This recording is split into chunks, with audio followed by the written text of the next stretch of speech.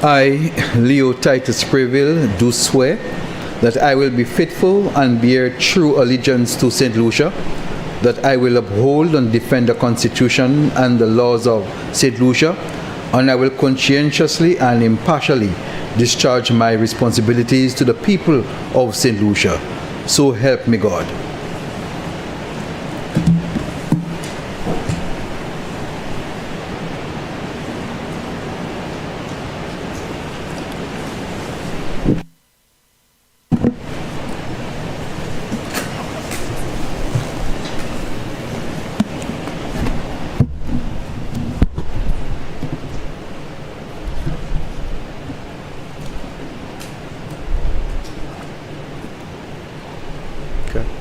I, Dominic Fede, do swear that I will be faithful and bear true allegiance to St. Lucia, that I will uphold and defend the Constitution and the laws of St. Lucia, and I will conscientiously and impartially discharge my responsibilities to the people of St. Lucia. So help me God.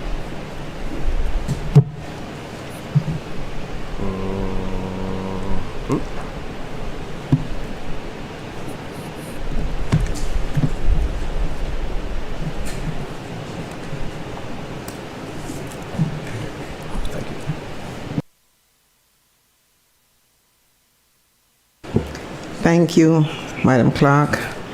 And good morning, Senators. Before I proceed, I wish to offer an apology for the late start, partly due to technical difficulties. So I want to apologize especially to Reverend and you Senators and visitors. Thank you, Reverend, for waiting and to offer prayers on our behalf this morning. Thank you so much. Senators, I have received correspondence from the Speaker of the House of Assembly advising that the following motion and bills were passed in the House of Assembly and forwarded to the Senate for its concurrence.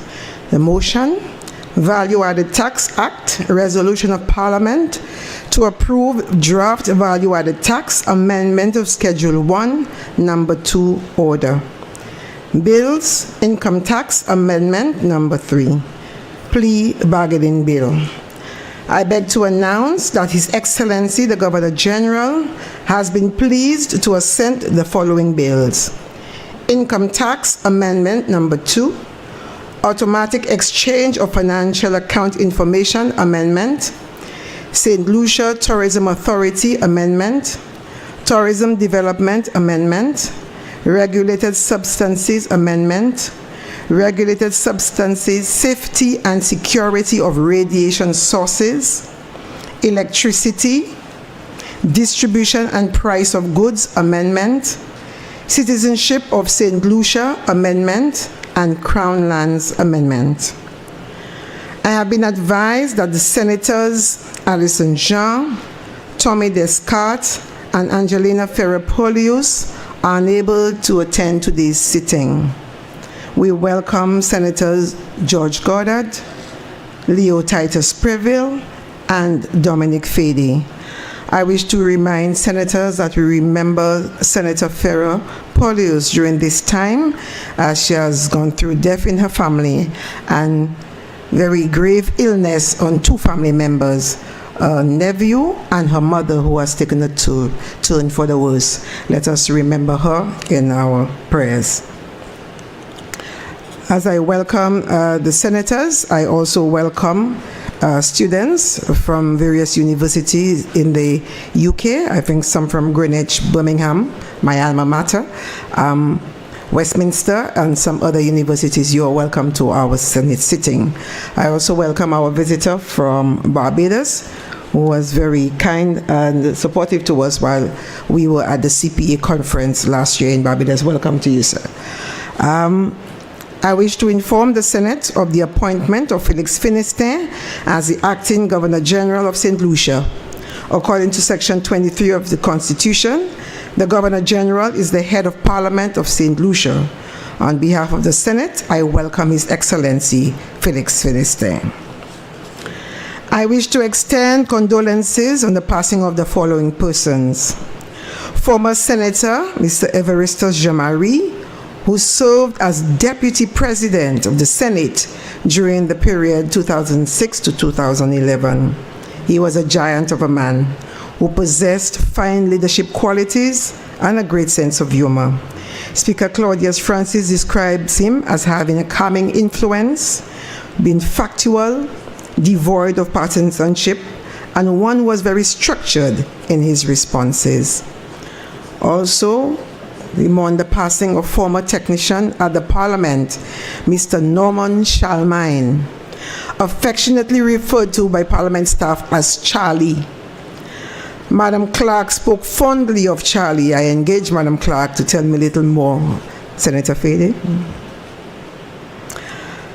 Charlie, she recalled that he would arrive early and would remain for the entire duration of each sitting. His job, Charlie's job, entailed fixing the mics and the recordings of Hansards on cassettes.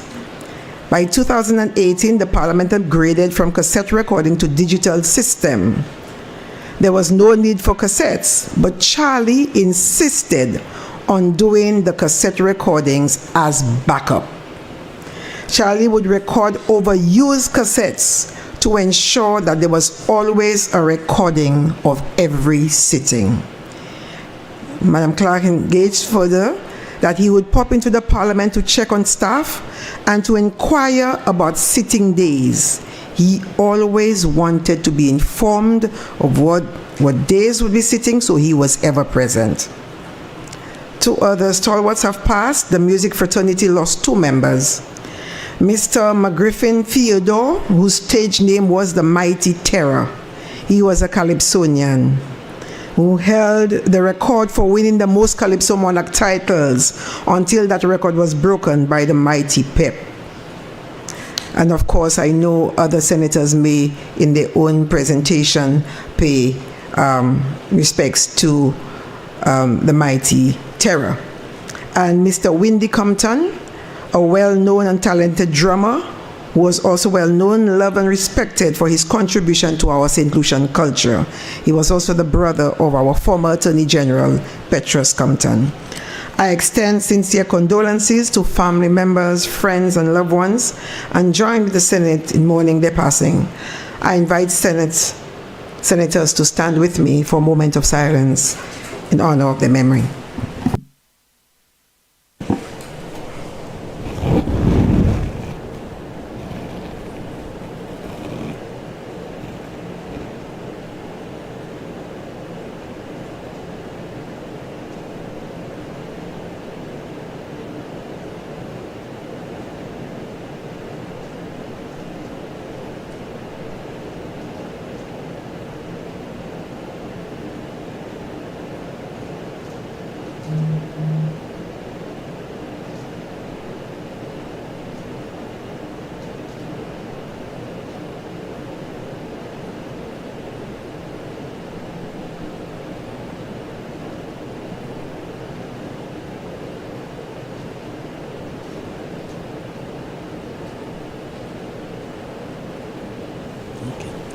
Thank you, Senators.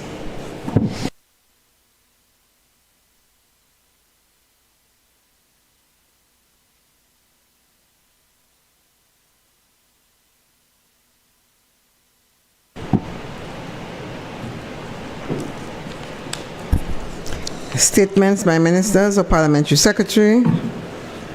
Petitions. Senator Norbert.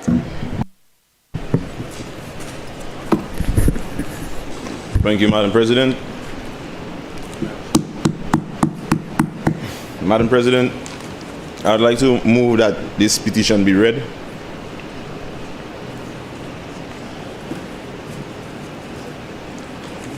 So, a petition to the Senate of St. Lucia on behalf of the residents of Mikunof for the immediate installation of speed control measures.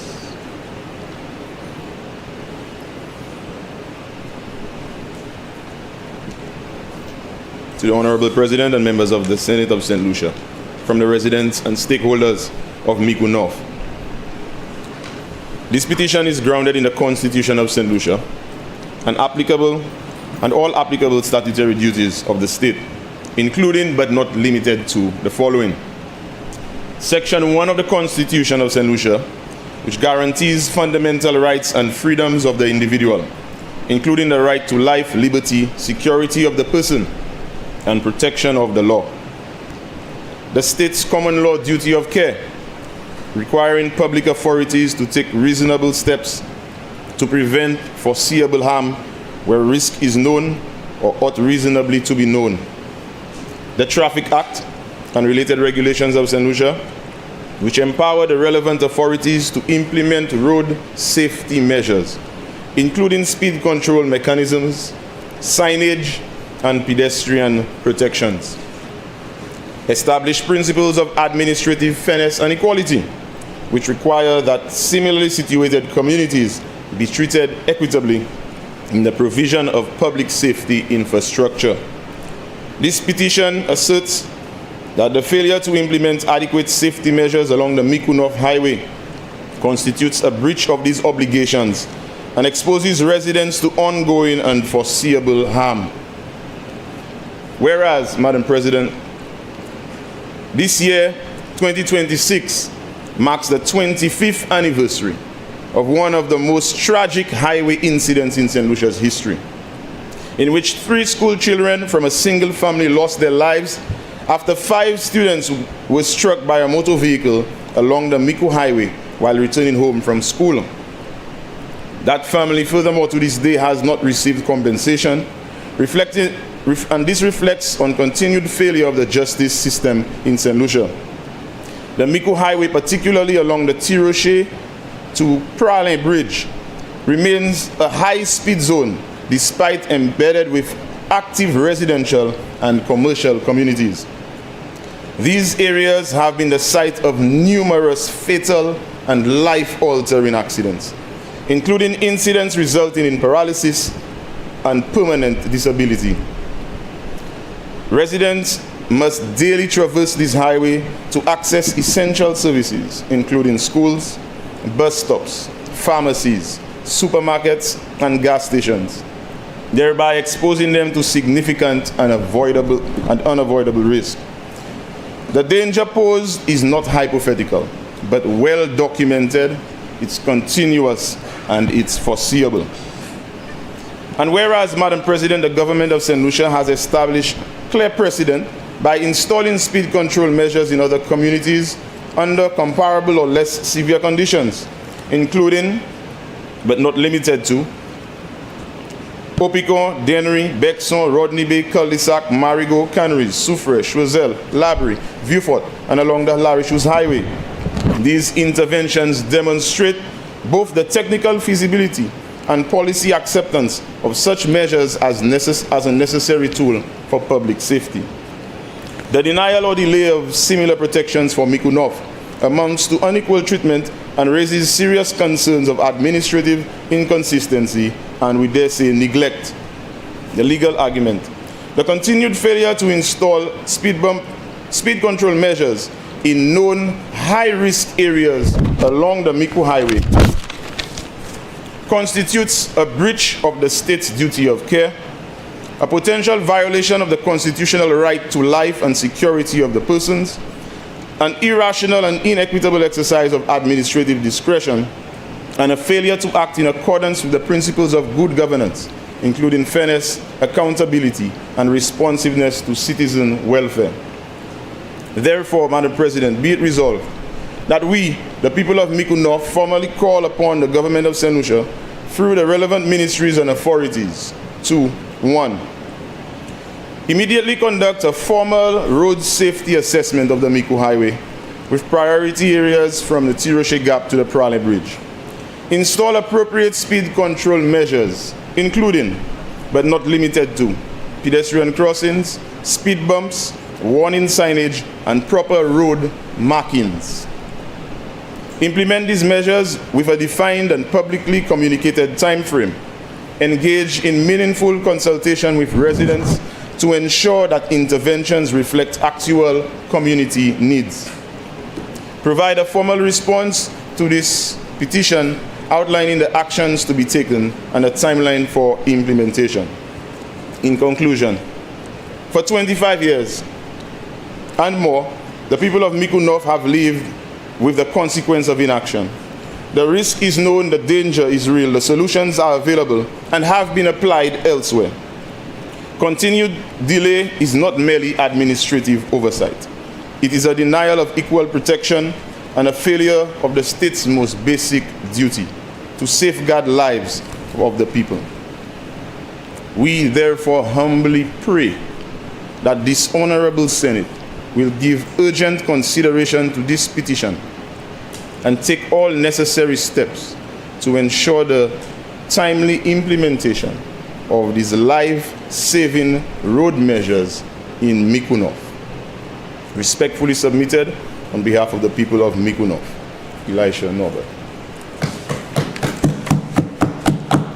Madam President, I'd like to move that this petition be forwarded to a select committee of Parliament, a committee which we could call a road safety committee, for further consideration.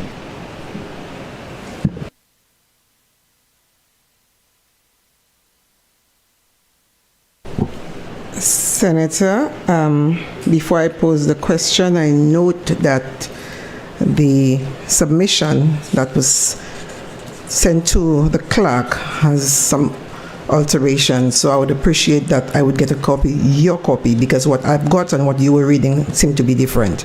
So the changes were made past the date that you submitted. So, Senators, the question is that the petition presented be referred to a select committee of Parliament. I now put the question. As many as of that opinion say aye. Aye. As many as of a contrary opinion say no. No. I think the noes have it. The noes have it.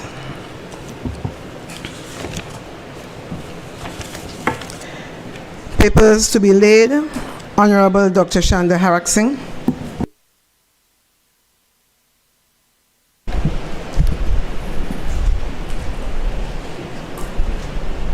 Madam President, I wish to lay the following papers, standing in the name of the Prime Minister and Minister for Finance, Constituency Development, People Empowerment, Justice and National Security. Statutory Instrument Number 117 of 2026, Excise Tax Amendment of Schedule 1, Number 9 Order. Statutory Instrument Number 118 of 2026, Income Tax Exemption Number 3 Order. Statutory Instrument Number 119 of 2026, Excise Tax Amendment of Schedule 1, Number 10 Order. Statutory Instrument Number 120 of 2026, Customs Duties Amendment of Schedule 4 Order. Statutory Instrument Number 121 of 2026, Customs Service Charge Amendment of Schedule Order. Statutory Instrument Number 124 of 2026, Income Tax Rate of Interest Order. Statutory Instrument Number 127 of 2026, Aliens Landholding Licensing Exemption, Tarek Ibrahim Hussein and Catherine Jean Hussein Order. Statutory Instrument Number 128 of 2026, Fiscal Incentives Rodney Bay Diagnostic Center Inc. Order. Statutory Instrument Number 129 of 2026, Fiscal Incentives Big Chef Bakehouse Limited Order. Statutory Instrument Number 130 of 2026, Fiscal Incentives Island Renewables Limited Order. Statutory Instrument Number 133 of 2026, Public Debt Management Act, Resolution of Parliament to borrow to finance the 2026-2027 budget and to refinance existing debts. Statutory Instrument Number 134 of 2026, Public Debt Management Act, Resolution of Parliament to borrow for capital or current expenditure, Caribbean Resilient Renewable Energy Infrastructure Investment Facility Project. Statutory Instrument Number 135 of 2026, Public Finance Management Act, Resolution of Parliament to borrow for capital or current expenditure, additional financing for the Caribbean Digital Transformation Project. Statutory Instrument Number 136 of 2026, Public Finance Management Act, Resolution of Parliament to borrow for capital or current expenditure, Caribbean Efficient and Green Energy Buildings Project. Statutory Instrument Number 137 of 2026, Public Finance Management Act, Resolution of Parliament to borrow for capital or current expenditure, St. Lucia Urban Resilient Flood Investment Project.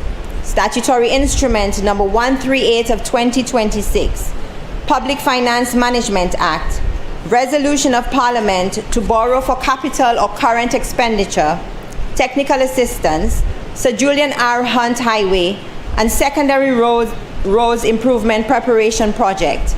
Statutory Instrument Number 139 of 2026, Public Finance Management Act, Resolution of Parliament to authorize the Minister of Finance to guarantee borrowing by the St. Lucia Air and Seaports Authority for the Technical Assistance Port Development Preparation Project. Statutory Instrument Number 140 of 2026, Value Added Tax Act, Resolution of Parliament to approve draft Value Added Tax Amendment of Schedule 1 Order. Statutory Instrument Number 141 of 2026, Value Added Tax Act, Resolution of Parliament to approve draft Value Added Tax Alteration of Rate of Penalty Number 2 Order. Statutory Instrument Number 142 of 2026, Value Added Tax Act, Resolution of the House of Assembly to approve the draft Value Added Tax Alteration of Rate of Interest Number 2 Order. Statutory Instrument Number 145 of 2026, Excise Tax Amendment of Schedule 1 Number 11 Order. Statutory Instrument Number 147 of 2026, Alien Land Holding Licensing Exemption, Clinton Emmanuel Wilkes Order. Statutory Instrument Number 148 of 2026, Alien Land Holding Licensing Exemption, Horace Anthony Bryan Order. Statutory Instrument Number 150 of 2026, Value Added Tax Amendment of Schedule 1 Order. Statutory Instrument Number 151 of 2026, Value Added Tax Alteration of Rate of Penalty Number 2 Order. Statutory Instrument Number 152 of 2026, Value Added Tax Alteration of Rate of Interest Number 2 Order. Statutory Instrument Number 163 of 2026, Special Development Areas Amendment of Schedule 1 Number 2 Order. Statutory Instrument Number 166 of 2026, Excise Tax Amendment of Schedule 1 Number 12 Order. Statutory Instrument Number 167 of 2026, Sovereign Wealth Fund of St. Lucia, a Commencement Order. Salaries Review Commission Report 2026. Madam President, I wish to lay the following papers standing in the name of the Minister for Tourism, Commerce, Investment, Creative Industries, Culture and Heritage. Statutory Instrument Number 122 of 2026, Tourism Development Bay Gardens Limited Order. Statutory Instrument Number 123 of 2026, Tourism Development Gyro Management Limited Order. Statutory Instrument Number 125 of 2026, Tourism Development Flavia Executive Rights Order. Statutory Instrument Number 126 of 2026, Tourism Development Windjammer Landing Company Limited Order. Statutory Instrument Number 131 of 2026, Tourism Development East Winds Resort Limited Amendment Order. Statutory Instrument Number 132 of 2026, Tourism Development The Sutton Corporation Amendment Order. Statutory Instrument Number 143 of 2026, Community Tourism Development Bon Vivant Chateau Amendment Order. Statutory Instrument Number 144 of 2026, Price Control Amendment Number 10 Order. Statutory Instrument Number 149 of 2026, Tourism Development Excellence Transportation Service Order. Statutory Instrument Number 153 of 2026, Tourism Development Brown Taxi Service Limited Order. Statutory Instrument Number 154 of 2026, Tourism Development Lacaille Vert Lux Order. Statutory Instrument Number 155 of 2026, Tourism Development La Vie Creole Properties Inc. Order. Statutory Instrument Number 156 of 2026, Tourism Development Maslet Transfer and Tours Order. Statutory Instrument Number 157 of 2026, Tourism Development Park Easy Taxi Service Order. Statutory Instrument Number 158 of 2026, Tourism Development PABS Executive Taxi Services Order.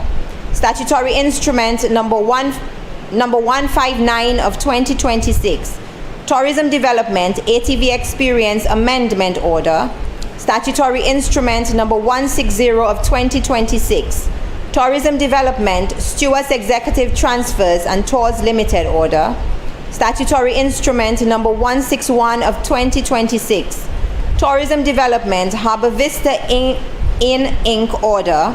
Statutory Instrument Number 162 of 2026, Tourism Development Maison de Fleur Order.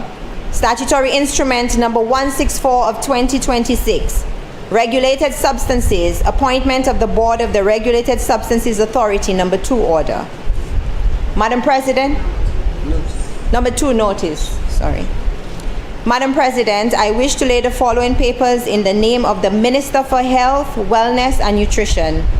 Statutory Instrument Number 115 of 2026, Public Health, Communicable and Notifiable Diseases Amendment Regulations.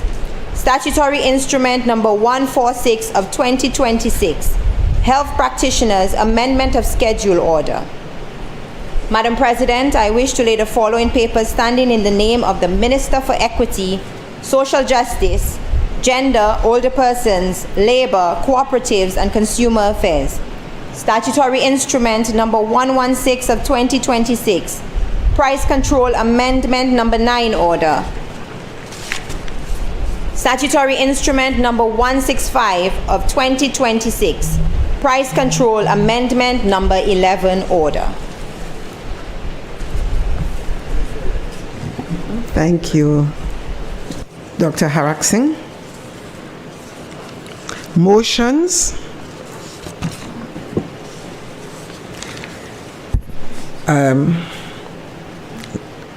Leader of Government Business, the other Jean. Senator Ignatius Jean. Madam President, I beg to move the following motion standing in my name. Value-Added Tax Act, Resolution of Parliament Draft Value-Added Tax Amendment to the Schedule 1 of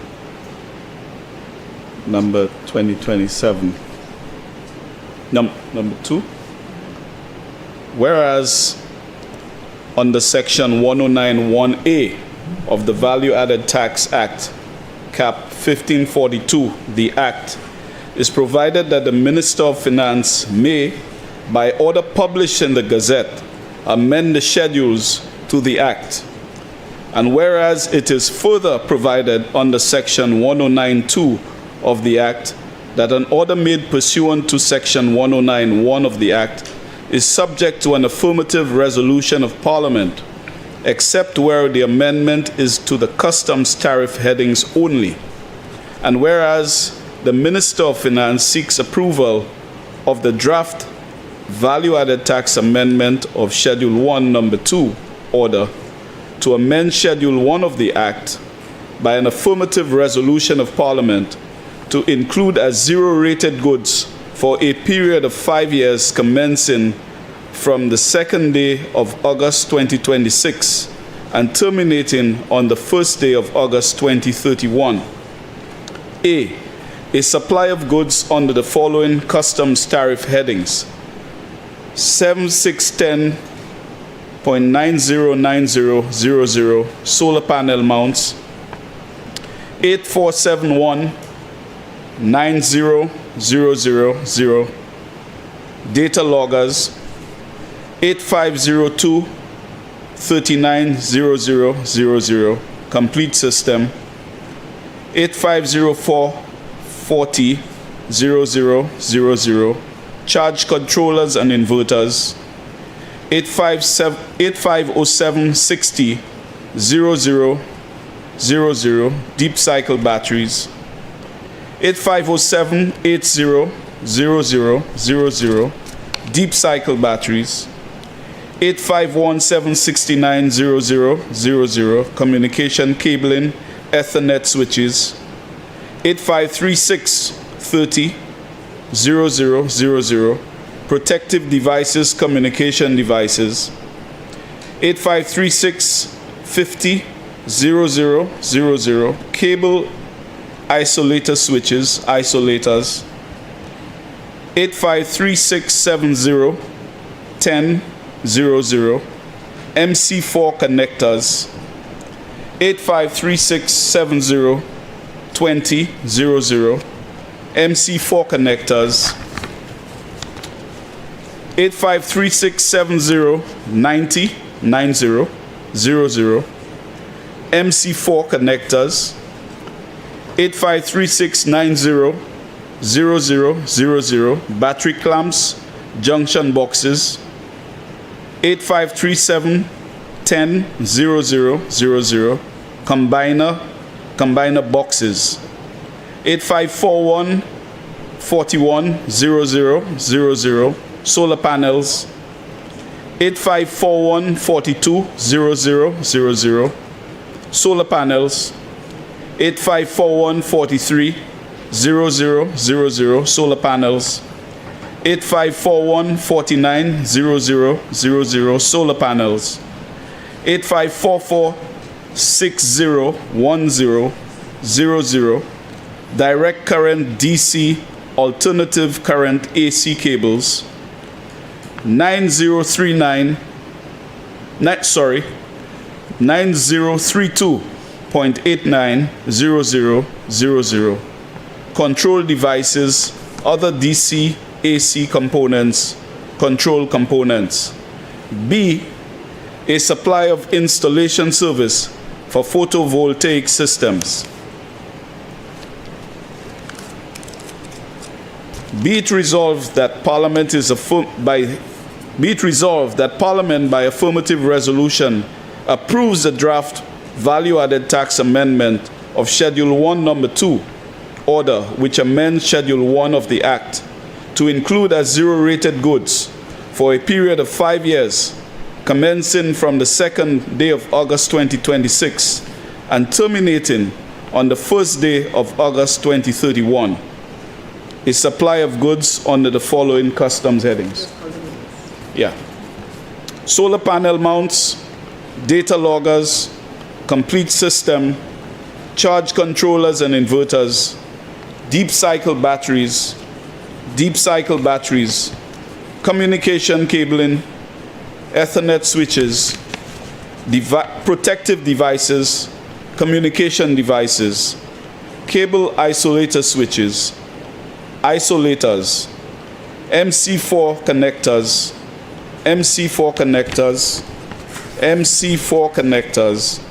battery clamps, junction boxes, combiner boxes, solar panels,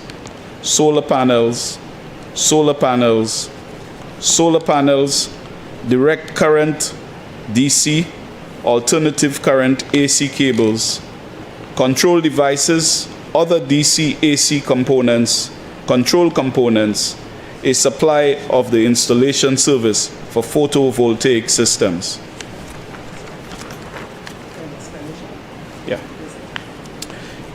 Madam President, the intention of the government is the continuation of the incentivizing of the value of the solar photovoltaic systems. Recent events in global energy space suggest that we were proactive in causing our citizens to seriously consider alternative uses to fossil fuel in energy management. Madam President, you will recall that in the budget address of the Honorable Prime Minister on the 21st of April 2026, he stated that renewable energy, that if there was a time when St. Lucia was to consider and implement renewable energy as an alternative to fossil fuels, it is now. Current world events are showing the uncertainty and volatility of fossil fuels. And he also went to say, Mr. Speaker, nearly all electricity consumed to St. Lucia is generated from diesel and fuel imports that account for a significant share of our national import bill. When global oil prices rise, the cost of living in St. Lucia rises with it. That was the Prime Minister in April 2021. So these are things, 2026, sorry, that he said that this is what the path that we were going to follow. And we have in this manifesto of the Labour Party and what was presented to the public of St. Lucia on December 1st, 2025, that the government said on page 33 of the manifesto that the government will offer incentives to private and industrial commercial users to generate and store renewable electricity supply, attract investment and independent power producers in large-scale renewable energy projects, enhance the capacity of the regulator, the NERC, with technical, legal, financial experts to ensure sound power purchase agreements, etc., etc. And, Madam President, you could see the trend. Promises made, promises delivered. And so this is what the Labour Party is about. And the Prime Minister then came to the budget, came to Parliament, and said, this is what we are going to do. And you could see when the government says it's going to do something, it says what it means, and it does what it says. So this is a follow-up to what was presented in the budget, that there would be this pursuit of renewable energy, and one source of energy that is free to us. It is free while it is out there, we get it. Maybe in some cases more than 8 hours in the day, and it's free from the sun until we have to harness it. So we are trying to find ways for our citizens to be able to harness that energy, and the government has again come to the Parliament of St. Lucia to make that process possible. And so we are here today to continue to extend the zero rating of VAT on the supply of select components of photovoltaic systems intended solely for harnessing solar power under the specified customs HS tariff classifications, as was listed previously, and for a period of 5 years from August 2nd, 2026 to August 1st, 2031. And to continue zero rating the supply of installation service for photovoltaic systems for a further 5 years from 2nd of August to August 2031. Madam President, the net effect of the amendments to the Schedule 1 and 3 of the VAT Act and the amendments which will subsequently come before us on the income tax will really effectively lower the cost of photovoltaic systems and consequently boost the level of adoption, so that we now will be creating opportunities for households and other consumers to invest into photovoltaic systems and to mitigate, and as some countries have done, and we see what is going with the geopolitics, and which is what, when the budget was being prepared, we were very wary of. And of course, last sitting of this House, we presented the electricity bill, which we debated, and which made provision for the entrance of other players into the electricity supply market. And so that legislation has now opened the door for other providers and to make provision for self-generation and interconnection, etc. So this is what the government is doing in building that type of framework, putting the legislative framework first, and they're now given the incentives so that we can have other players and we can help to have more controls of our energy. And energy security, Madam President, is part of national security. So, Madam President, of course, there are several other benefits to be derived by this little bit of legislation, this incentive that is being through this motion, so that it will create economic opportunities for business people. It will create opportunities for employment, because there are now a number of young professionals have already begun, accessing, doing procurements of photovoltaic systems. We have a lot of engineers who are getting into that field, and it now creates new opportunities for St. Lucian. So these are new employment streams, and of course, giving us protection against the vagaries of fossil fuel vulnerabilities in the geopolitics of things.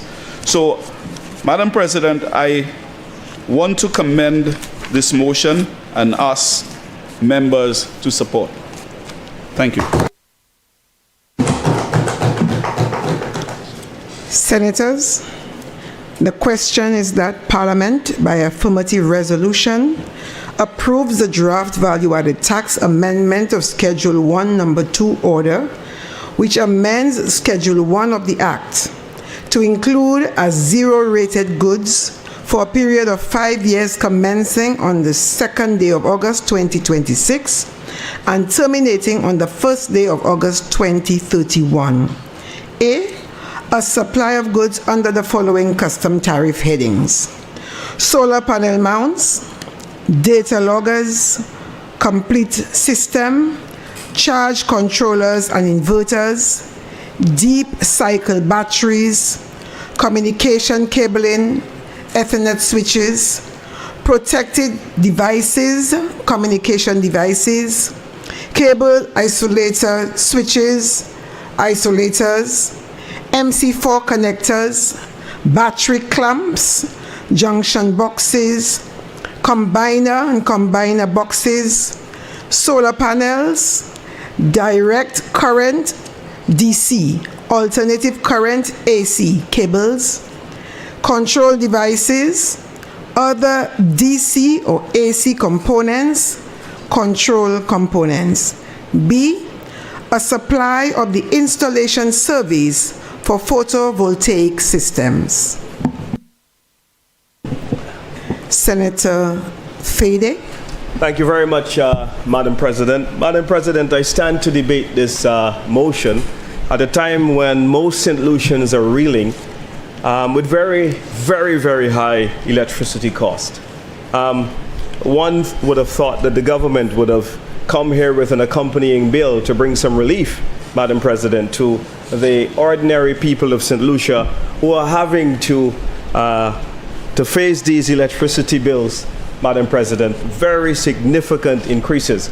I mean, I did hear the senator in laying of the motion suggested that yes, indeed, the war in Iran is costing the price of various commodities, electricity, and so on to go up significantly.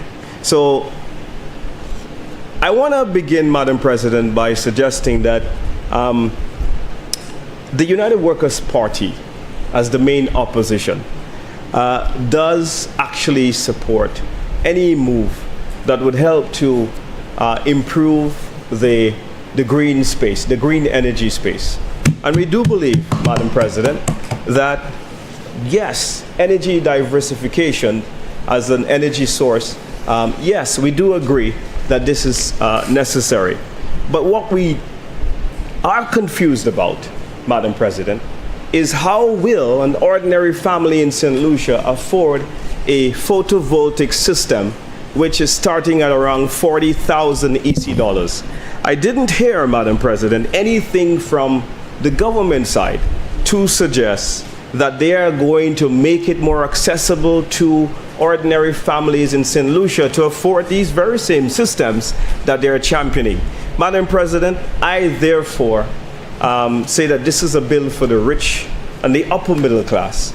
And this is a bill, Madam President, that is out of the reach of most people in St. Lucia, will not be affording a photovoltaic system anytime soon, and they are still under the weight of fossil fuel and at the mercy of Lucia and high electricity bills.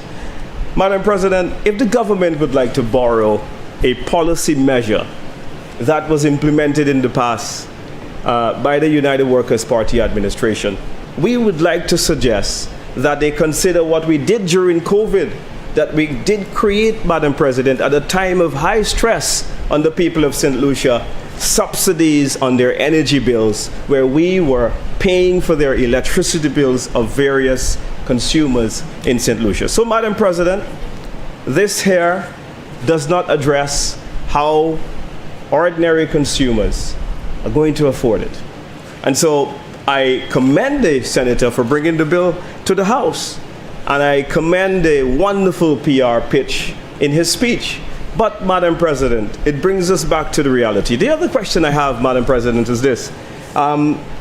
This is zero rated and not VAT exempted. I want to know whether the senator can explain in his rebuttal whether the health and security tax, which applies to all VATable items, whether the health and security tax applies in this case, because the bill is actually zero rated and not VAT exempt. So there has to be that clear distinction, because when something is zero rated, it doesn't necessarily mean that it is not VATable. Legally, the VAT is still there. So does it mean that the health and security tax still applies to these photovoltaic systems, or does it mean that the health and security tax, which is now at 2.5%, would actually be exempted as well? That wasn't clear in the legislation provided by the senator. Madam President, the leader of government business had a perfect opportunity, because right now the majority of St. Lucians are going through their back-to-school shopping. And while he may say to me that most school supplies like books and so on are not VATable, but, Madam President, a number of accompanying commodities such as bags and shoes and vests and socks, they are VATable.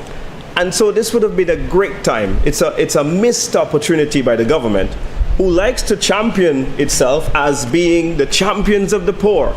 You can hear them, Madam President, gouvernement, Malawi, they like to say. So if you are the government of the poor, why didn't you amend all the exorbitant VAT rates on school supplies? It would have been a simple addition to this bill to say, we understand that most St. Lucians right now are having to confront increased prices in their back-to-school shopping and in their back-to-school supplies. And part of the big inflated costs that people are feeling, and all those things that are VATable, are health and security taxable as well. So it's an increase of 15%. You, by a stroke of your pen, could have saved the people of St. Lucia 15% on what they're bringing in. And the other thing that could have happened, Madam President, is that the government could have adjusted the freight costs on various commodities, because they're picking up windfall taxes on the fact that the war in Iran has increased the price of freight, given that VAT is charged by on the cost of insurance and freight of various commodities coming into the country. So if you've got the CIF price, this was your opportunity to say, look, the war has inflated the cost of freight. And so while I agree with him that when the price of oil is going up in the world, that we are going to see increased prices in commodities, what I do have some issues with is understanding why hasn't the government come forward like they do at Christmas time and give VAT exemptions for people to buy Christmas barrels and bring it in. You see, Madam President, we must not only look at the VAT relief as a festive thing.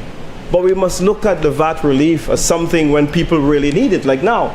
So it baffles me that the government comes to the Parliament with a VAT act to reduce the VAT or to make something zero rated, but doesn't consider how people are feeling as well. Madam President,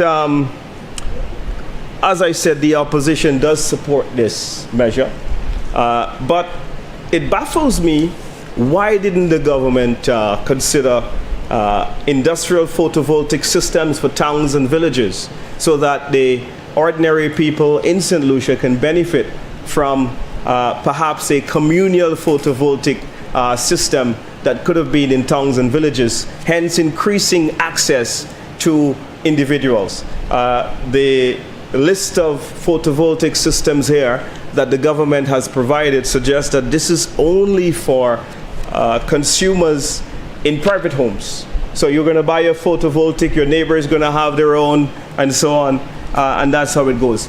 But Madam President, I know that the leader of government business is in the energy space, and I'm actually deferring to his expertise to ask whether there are industrial facilities available that we can perhaps consider for our towns and villages. So I yield to that expertise, Madam President, and seek some clarification and indeed some advice on that particular subject matter. But if such a thing exists, I think what it would do, Madam President, is that it would make it a lot more affordable for people in Makewood Village and, Labrie and Ancillary and, where we have those community clusters where people can use communal photovoltaic systems and to actually see a true reduction in the cost of their energy bills.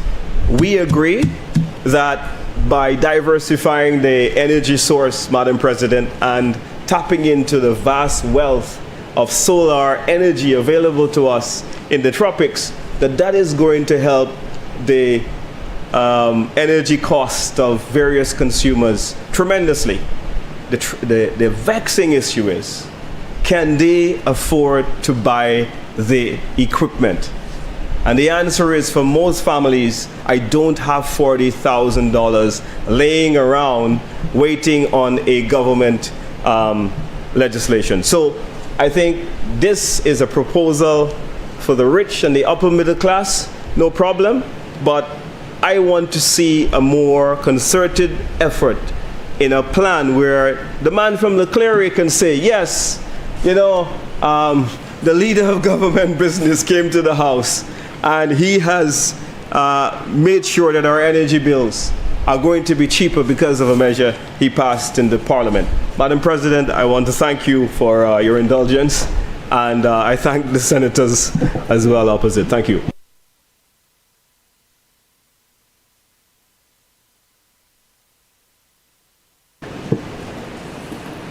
Senator Norbert. Thank you, Madam President. Madam President, sunlight is definitely a resource that we have in St. Lucia and we have not utilized to its maximum potential. We have land, we have people, and we have light. The land, the people, the light, our resources.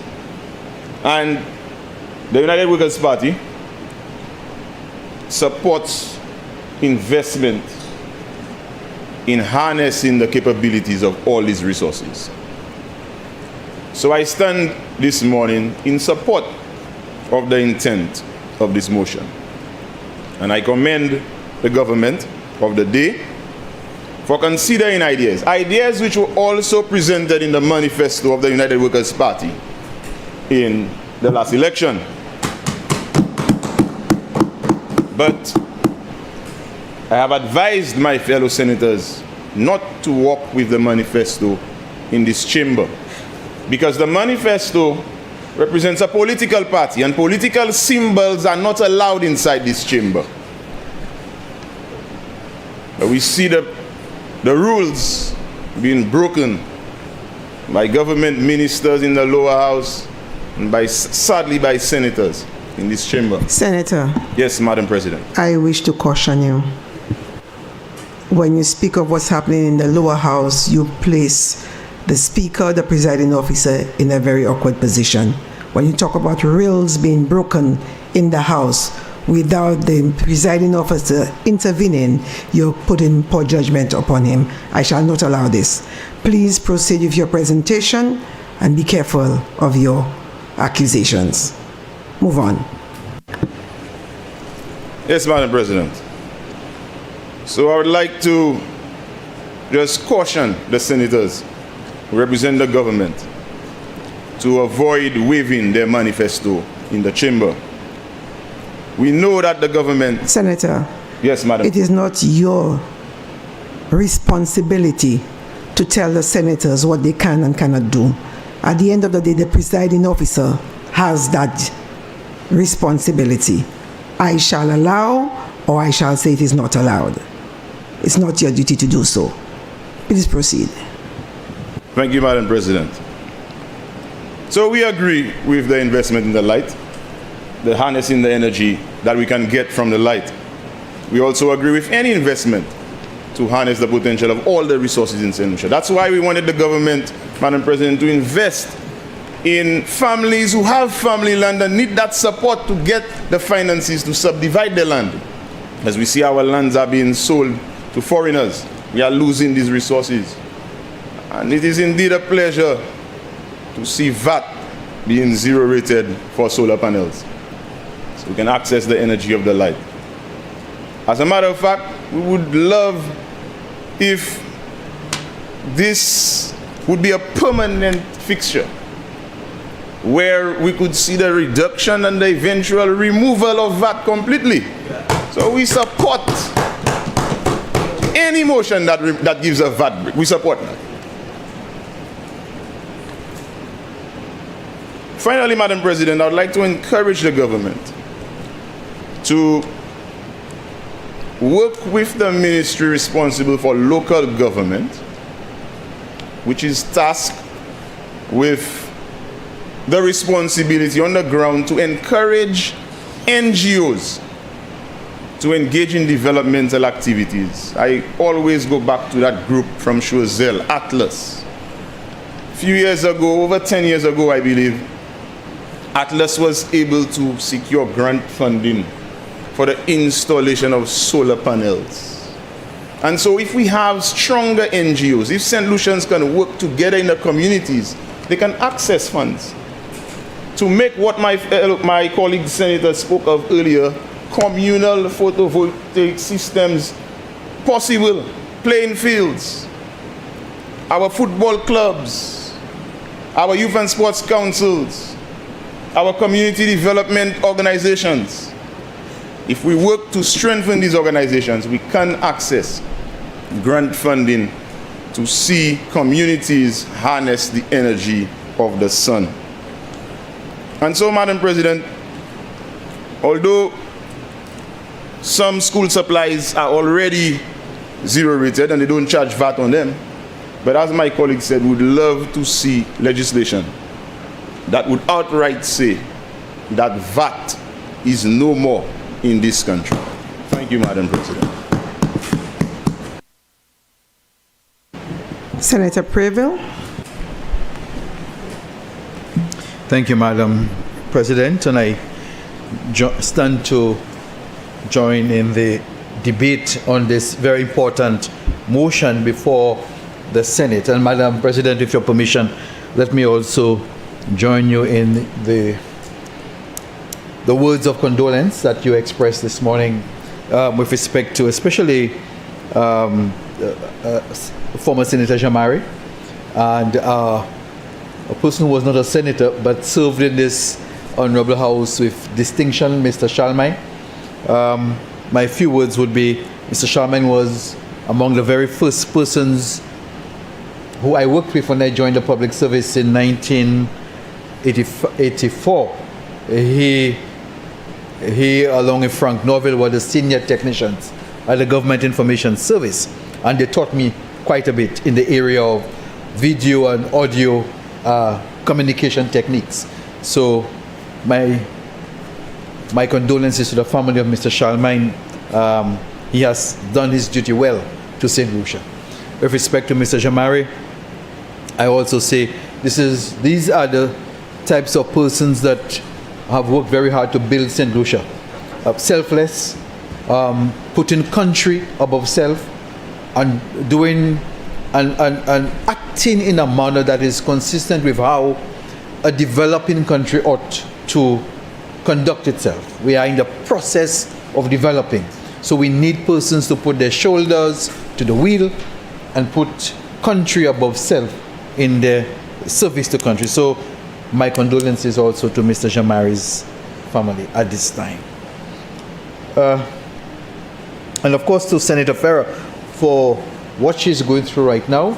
I certainly believe that your words will add comfort, Madam President, to her. Madam President, this motion is important, and I commend the government for taking the step in the right direction. It's the right thing to do, given all the vagaries that the leader of government business has outlined in his presentation, and also with the reality of what we have, the resources we have at our disposal. And Madam President, just to say that we recognize there is only one government of St. Lucia, so there is no UWP government or Labour government. There is only the government of St. Lucia. And we recognize there are political parties that from time to time form the administration of government. And to be consistent with what Senator Jean would have done, rightly or wrongly, I'll just be consistent, on page 50 of the United Workers' Party manifesto, we also have and address the matter of renewable energy. So, well, I'm not going against Senator Norbert. I'm saying, Madam President, unless you rule otherwise, I have to go with your wisdom for now. At the point you say no, I will certainly defer. So, Madam President, so that the public would be fully aware that the United Workers' Party, in fact, and on page 50 of the manifesto, addresses the issue of renewable energy in a very comprehensive manner. Therefore, it would be inconsistent with us in the Senate here to not support, for instance, the direction in which we see this administration and government going as it relates to renewable energy. But, Madam President, I think we perhaps need to go a little further. Senators Fede and Norbert would have indicated that perhaps there should be a little more ambition in what we have before us. I believe so too. For instance, Madam President, I don't know what is the rationale for limiting the time frame for the VAT exemption to 2031. We are in 2026, midterm, half year has gone in 2026. And in keeping with Senator Jean's logical argument in terms of providing the foundation, what this does is provide the foundation for the establishment of businesses, new areas. I would think this is an area that requires perhaps more time for us to really see the benefit of what is being done there. So I would love to see a proposal which would have taken us to at least 10 years and not just this interim 4.5 year sort of or 5 year sort of period. So to really give the people of the country a sense that the government of St. Lucia is investing in a truly, not just short term, not just medium term, but fairly long term, having a long term approach to the inclusion of St. Lucians in the area, in the renewable energy space. So my comment would be I would have loved to see that time frame a little longer. The other comment I would like to make has to do with the extent. Why just the VAT?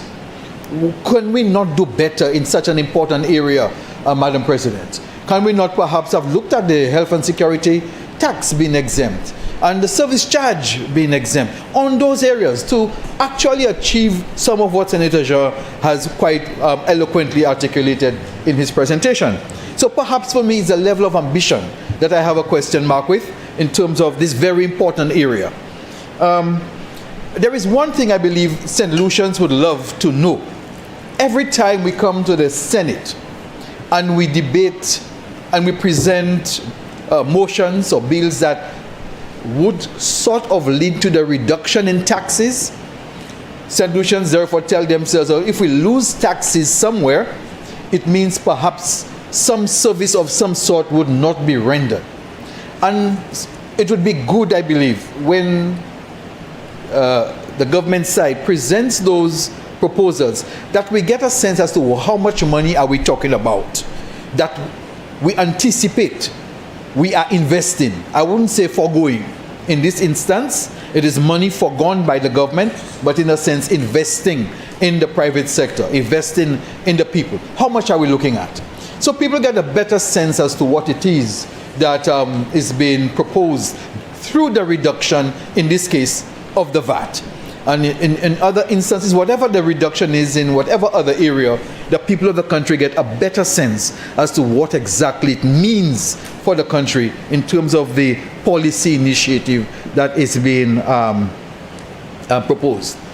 So, Madam President, I support the comments made by my colleague senators here with respect to other areas in which we may wish to consider in terms of a wholesome approach to the VAT. But with specifically, if the VAT exemptions that is, but specifically with the renewable energy sector, which is where this piece of legislation, this motion is focused on, Madam President, I believe it is a step in the right direction. It is consistent, in my view, with the thoughts not just of the SLP administration, but also with the United Workers' Party as the main opposition. We are consistent in that view, and therefore I have no major difficulty in supporting this motion. Thank you, Madam President.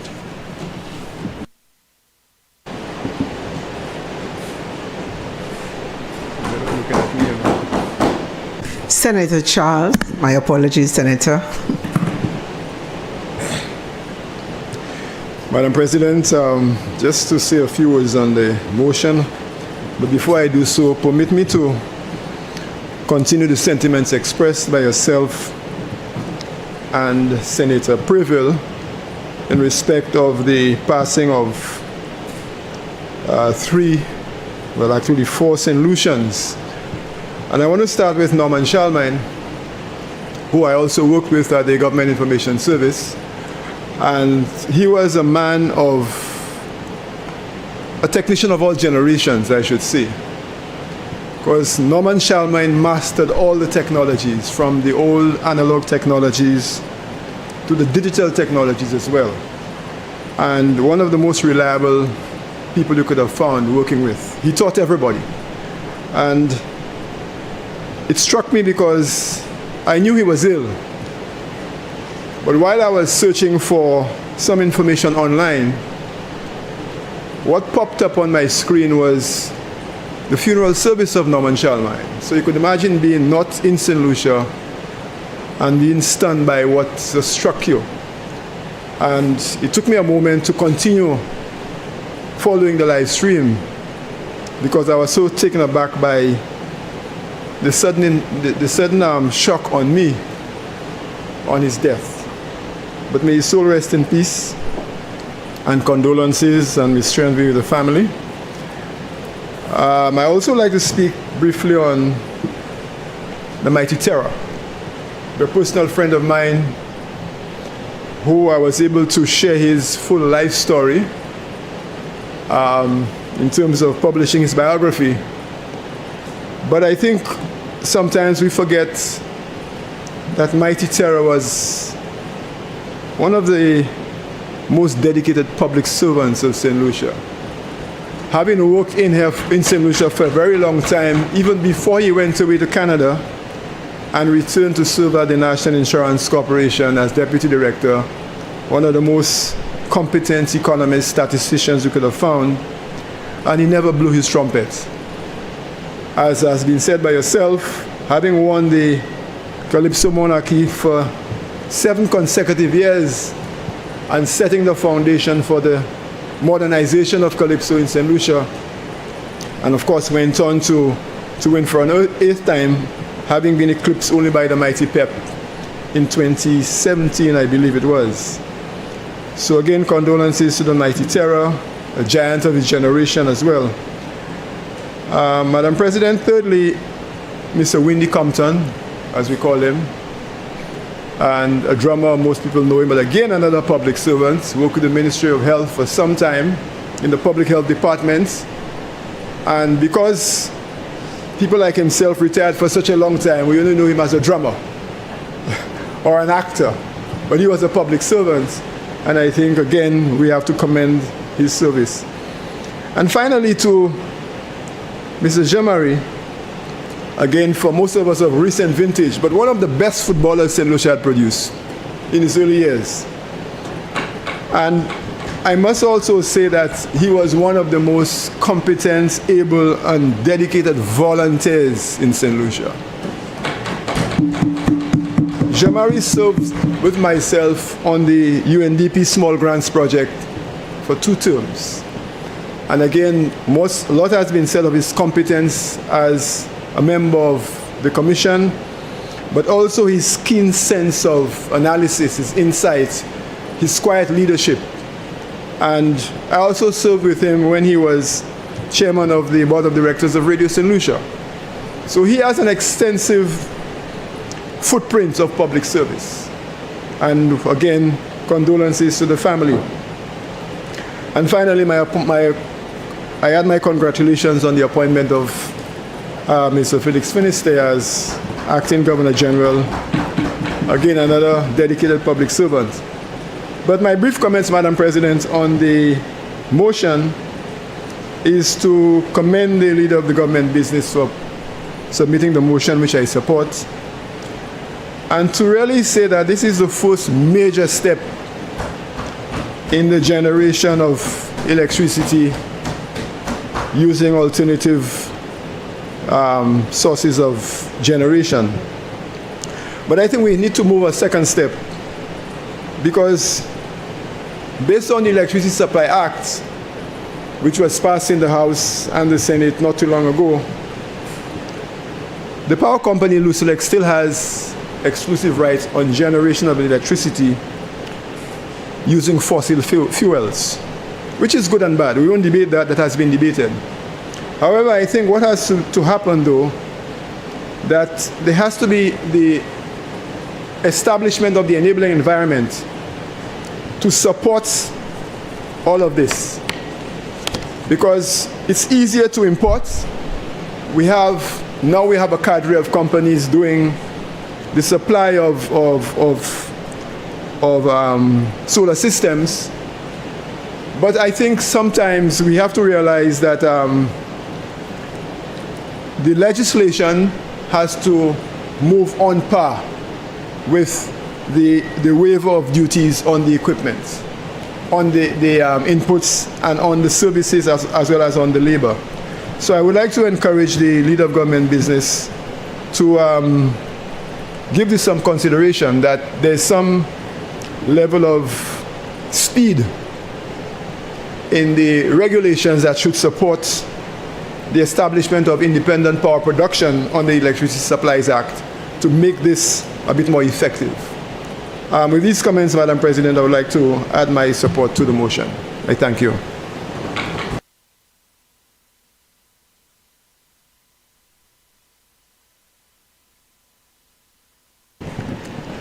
Senator de Turville.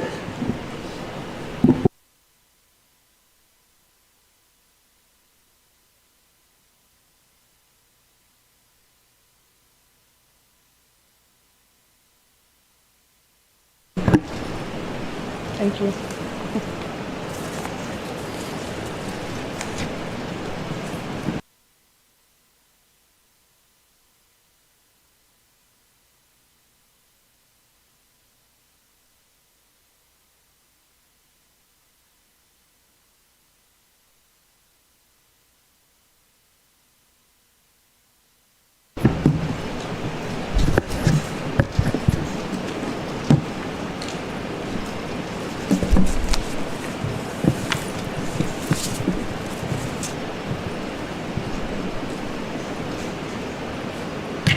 Thank you, Madam President.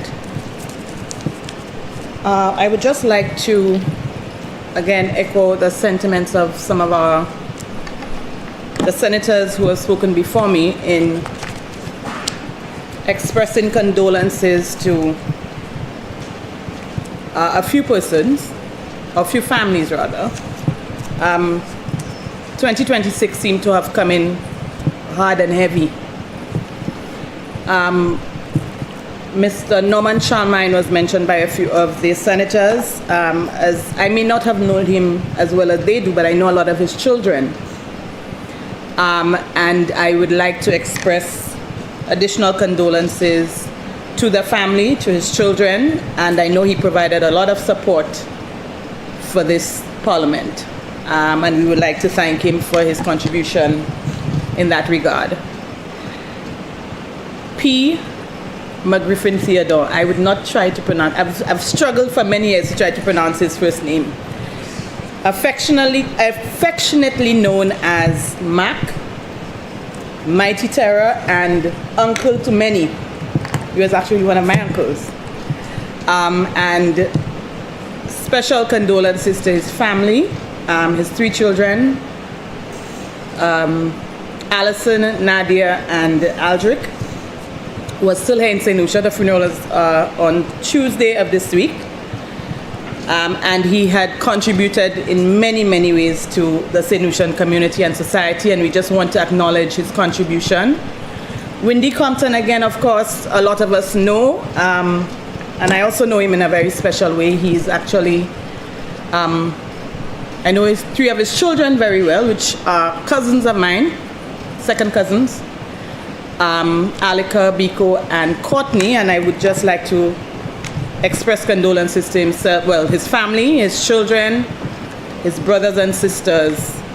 Also, Mr. Malcolm Burns, who has passed away, who was a very well-known figure in what was known as Cot St. Lucia Limited very many years ago.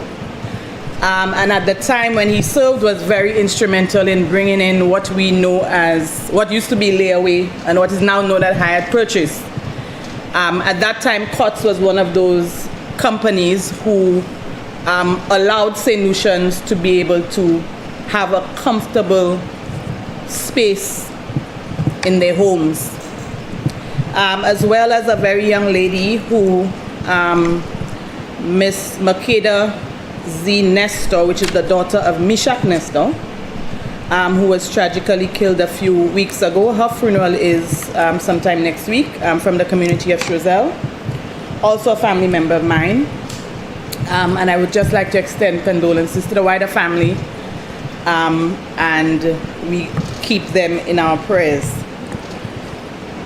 Madam President, I just want to address a few things that was said by some of the senators on the other side with regards to this bill. And Senator Fede mentioned, sorry, the motion, my apologies, the motion, spoke about the cost that this motion was primarily for the middle class and the rich, and that it would cost, it was only for private, it didn't give any allowances to anybody else, at a cost of $40,000 or something like that. I'm not sure what sort of consumption would be needed for a home at that cost, but that seems to be almost something that will fit a commercial enterprise. And the motion also does make allowances for that. So I just want to correct that. Additionally, one of the other senators did mention the fact that there are no allocations. Let me see, I think I made a note of it. He also mentioned about what was happening during the time of COVID, that we should, if we were serious about what we were doing, that we would continue to make those allocations available. I don't think there's any country in the world who would have been able to continue making those allocations as we made then, to be able, it was not sustainable. There's no way that anybody could be able to sustain some of those allocations and reprieve that we had during this time. And so the government has continued to move on and make considerations to allow persons to have a bit of a better quality of life. We have to start somewhere. And if you have been monitoring the cost of PV systems, you'd realize that there's been significant decrease in the price of the systems, and I'm sure it will continue to decrease.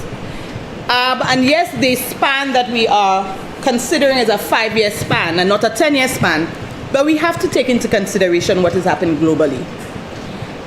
We can always make changes, but at least there is something that we have started with, and that would make significant change in terms of the comfort of a lot of citizens. So I just wanted to make those,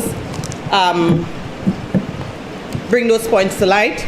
On a side note, one of the senators mentioned, Senator Norbert mentioned that the government at St. Lucia should consider the land the people alight, and made reference to him or the government selling land. All he can see is the land being sold to foreigners. I'm not sure if he's been around, where we've been around, sitting in this chamber. But I could distinctly remember, and I'm sure there are quite a few people in the Miku constituency who would be benefiting from the fact that the government has been giving away land to locals and not foreigners. And I thank him for applauding that point. So you can make that correction as well when you have the opportunity to. It is disingenuous to say that the government is just giving away land to foreigners. The ordinary people, I wouldn't say ordinary. Senator Norbert. I rise on a point of elucidation. Are you yielding, Senator Deterville? No, madam. Proceed. Thank you. Ordinary citizens, well, sorry, I don't like using the word ordinary citizens. That's the point I was making. We are all ordinary citizens, and this government is a government of ordinary people, and that's why the impact is important. And so, in an effort to ensure that persons are able to claim and own a piece of this land that we call St. Lucia, that we are very proud of, they have allowed persons to be able to access lands that they would not have been able to access after occupying them for many years. So I just wanted to clarify that point, or make that point, and let all of us as St. Lucians understand what this government is about and what we continue to do in terms of supporting ourselves, our families, our households, our communities. And I say our because we are part of the society too. We're not talking to somebody else. We're talking to ourselves, we're talking to our family members, and it is important that we explain to the people properly so that they understand what is happening to them, with them, and for them. Thank you very much, madam.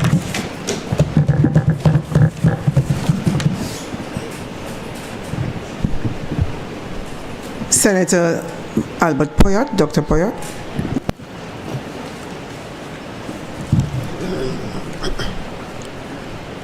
Madam President, I rise in support of the motion presented by the Leader of Government Business that seeks to amend the VAT Act, Cap 15.42 of the Act.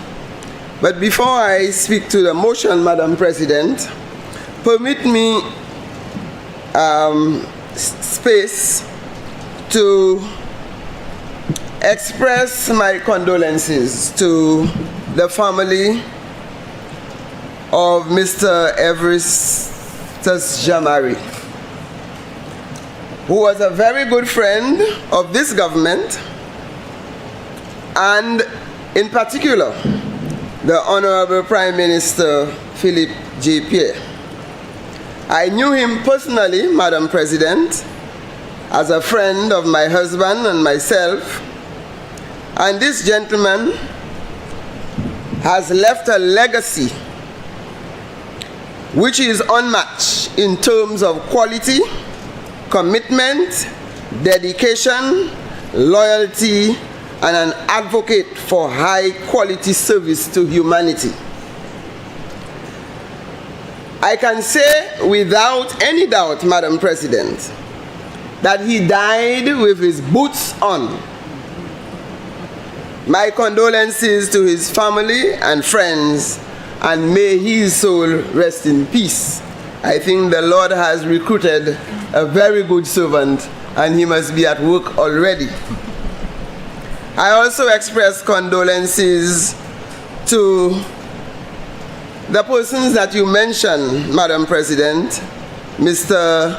Norman Charlemagne, and the role that he played and the contribution he made to St. Lucia, his family, his friends, and the wider community. The mighty terror. I don't know if the word speaks for itself, but we ask that he rest in peace as he made his contribution in the cultural field. And Mr. Wendy Compton, the drummer. And as Senator DeTurville mentioned, Mr. Malcolm Burns, who made a contribution in helping the ordinary people in St. Lucia. May all of them find their resting place in the house of the Lord. Madam President, I move quickly to the motion at hand. And this motion, Madam President, is one that is in keeping with the government's philosophy, the government's plan, and the government's strategy. And that is why I stand to support making these items zero rated as we look to providing energy that is affordable and sustainable to the people of St. Lucia. Madam President, when we speak of solar, as we look at it in the dictionary, it says that it's a broad term for any technology that uses energy from the sun, power from the sun. Photovoltaic, specific type of solar technology that converts sunlight directly into electricity. And sometimes solar systems can create sunlight to heat instead of electricity. These are valuable resources and benefits that are at our disposal, and the government is providing the support so that we can make use of these sources of energy. Madam President, I see this amendment as almost an opportunity where St. Lucia, under this administration and the Honorable Prime Minister, has discovered gold, or converting sun into gold. And maybe that's why the sun always looks like gold and we cannot look at it. The long-term benefits of the use of the technology to convert sunlight to electricity will bring about tremendous savings to the country, to the people, to the business environment, Madam President. This is what I call gold. Some countries have discovered oil. We are still searching for our oil, but we got our gold before our oil, Madam President. Every dollar saved is a benefit to all sectors, especially those most in need. Because when the business places can use less resources for their electricity, we expect to see a reduction in the prices of goods.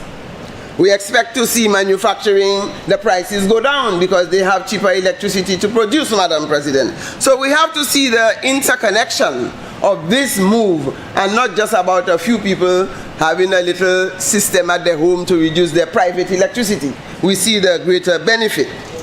And Madam President, as the leader of government business spoke, this is part of the government's plan, as stated by the Honorable Prime Minister in his budget address, in looking at renewable energy. And that story always comes back here, because at one time we were exploring the wind, but that fell through under the last administration. We have not reached on the hydro. We are also looking at the geothermal. Everything we can do to reduce the cost of energy I do applaud the government in looking at that direction. Madam President, I've always remained focused on trying to achieve the goals set by this administration in improving the quality of life for every citizen in this country. On December 1st, Madam President, you will recall, 2025, the last administration, under the astute leadership of the Prime Minister, felt it was necessary to refuel. And certainly, the people of St. Lucia did supply them with the additional fuel, and as that, the government continue the great work it had started and keep their feet on the accelerator. They do not want them to stop and quarrel with anybody on the road. Do not be distracted, because they are very clear on the agenda of improving the quality of life for every single St. Lucian. And when they reduce or remove VAT or zero rate VAT, whatever name they call it, the people are paying less for it, they are happy. That's all they want. They want to pay less so that they have more money to take care of other things, especially sending the children to school. Madam President, the environment is very critical, and we have people who are very selfish. They only think of themselves, and if I can use that, you have the ozone layer opening up, we have El Nino coming up, and some people say, I don't care, I'm just enjoying it. But what's about the next generation? And when we look at renewable energy, Madam President, we are thinking of the next generation. How do we save our environment? How do we make energy cheaper? How can we produce things so that they can live a better life? I think that is the essence of this reduction in the prices of goods to make life easier.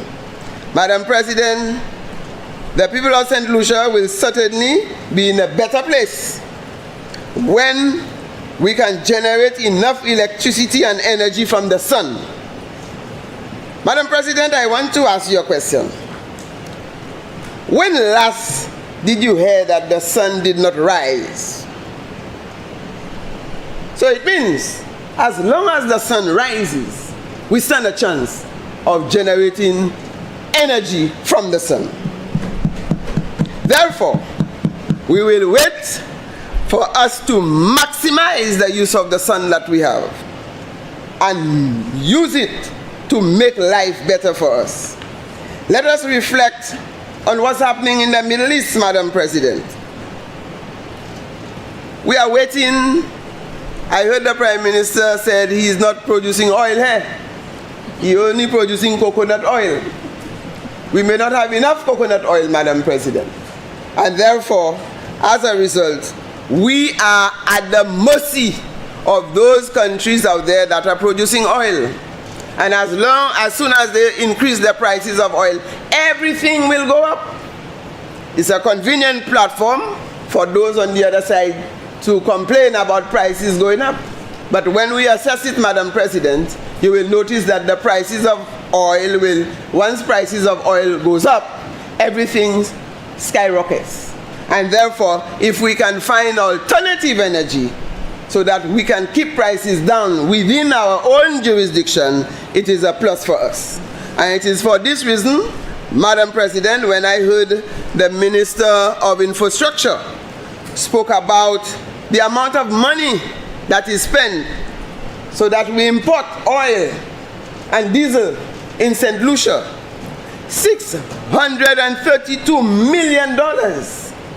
And if we can use solar energy to generate electricity, we'll have a reduction in that. The Prime Minister has to subsidize gas to the tune of $44 million so that people can buy it cheaper. Some people say when government subsidizes, that means they are sacrificing something else. But that is the role of the government, to decide what is best at the time. What do we support and what do we give out there? And this is why when Senator Dominic Fede spoke about school is reopening and what is happening to the prices of books and everything else. What is the government doing, Madam President? I want to remind him that education has gone through a number of phases. And when we started off, it was education for all. And there was a gentleman I met at the international level who said that in Africa, they provided education for all. But there were 200 children under a tree in one class. That was education for all.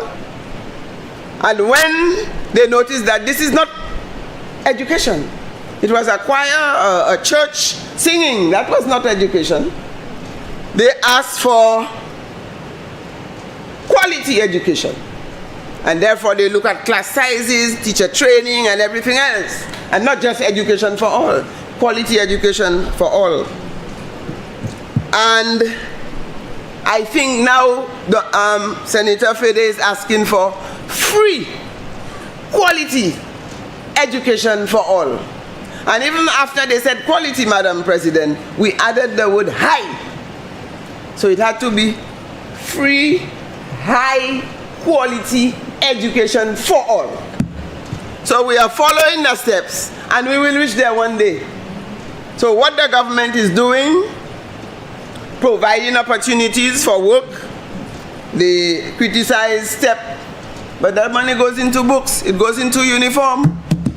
That's what it does, right? The support that's given for children in the CXC, that's part of it. We are heading there. The school facilities fee, the $500 for those who pass their exam for the first time going to secondary school, the free laptop. Madam President, all that is helping us achieve free quality education for all. And I'm very happy that those on the other side,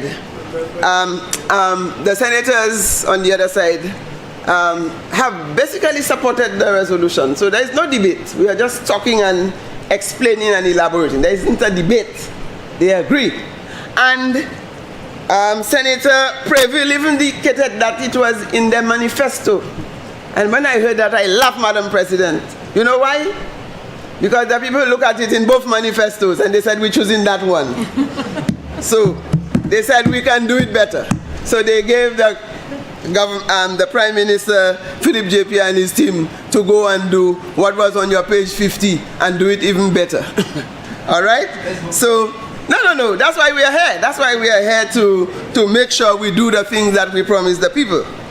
So, Madam President, I give my full support to this motion on the floor, and I trust that the government will continue to remain on course, deliver to the people, put the people first. We have the land, we're making use of it. We are already making use of the light. We are already making use of the light, that's the sun. We are putting the people first, Madam President. So we have the land, the people, and the light. There is nothing else to go to. Thank you, Madam President. Senator Goddard.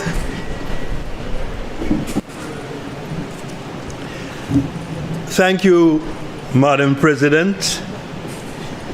This morning I would rise to support the motion before the House at this juncture. First, I would like to associate myself with some of the statements of condolence made with respect to the various families. I would also like, in a very special way, to refer to Mr. McGriffin Theodore. Is it Pancras McGriffin Theodore? Yeah, I would like to, in a very special way, mention him. He was, of course, a very accomplished Calypsonian, even if it goes way back to the early 60s. I think among us here, we have someone who authored a book called The Reign of Terror, not T-R-R-O-R, but T-E-R-R-A. And that is a very good representation of what Mr. Theodore was all about. But I would also like to make reference to the sterling his sterling accomplishments as Deputy Director of the National Insurance Corporation, which perhaps we neglected to mention here this morning. So I would like to associate myself with these comments and with the comments regarding Mr. Theodore as well. Madam President, I would like to note that that senators generally today have made some very, very supportive statements as far as the motion that is before us. Senators on the other side, of course, and I note Senator Previll pointed out that we should probably have it for 10 years. And so, generally speaking, senators have been very supportive. I also note the points made by the independent Senator Charles.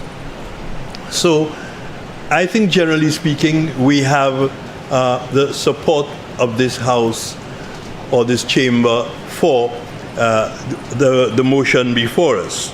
However, I would like to comment on a number of observations made here this morning. Now, it is very, very easy to glibly say, of course, this is okay, that is okay, but why didn't we reduce this, and why didn't we take away this, and why didn't we do away with this, and do away with that, and this VAT, and that VAT, and reduce, and, well, get rid of VAT entirely, etc., etc., etc. Very. But I would like to advise senators that we must beware of just playing to the gallery and misleading people. Why?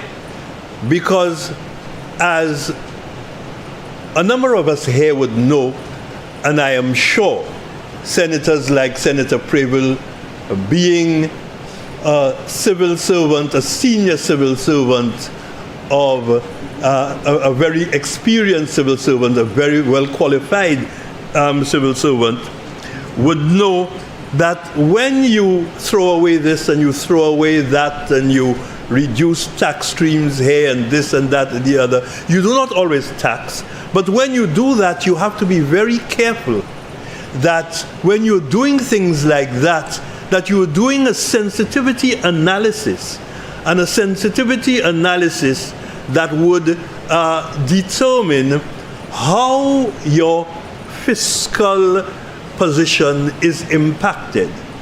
Because in doing these things, you at the same time have to be providing a number of services for your people, which you do not want to be in a position not to provide.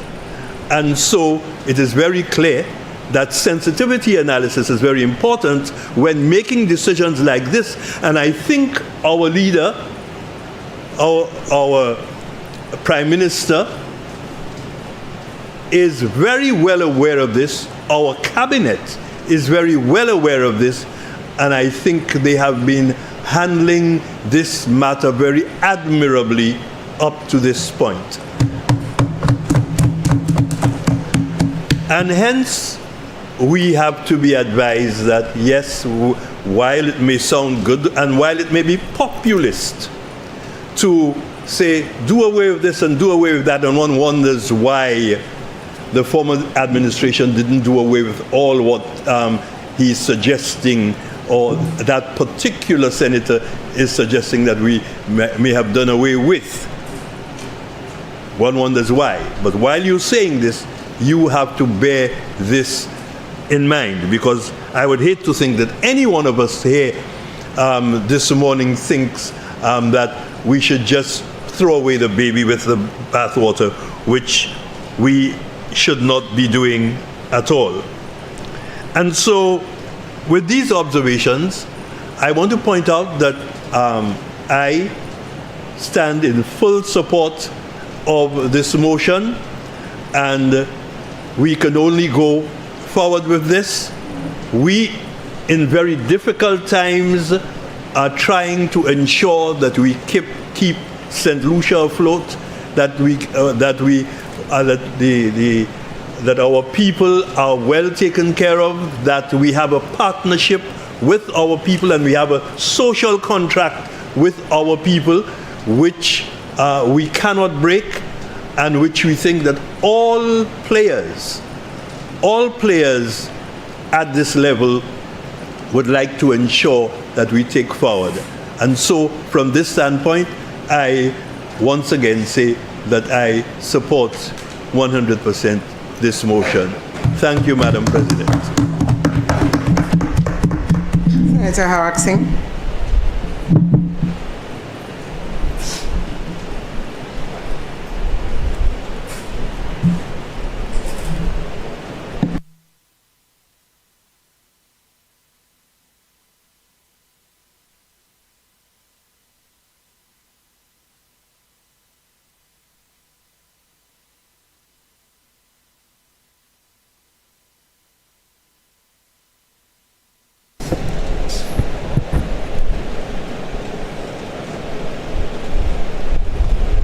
Thank you, Madam President.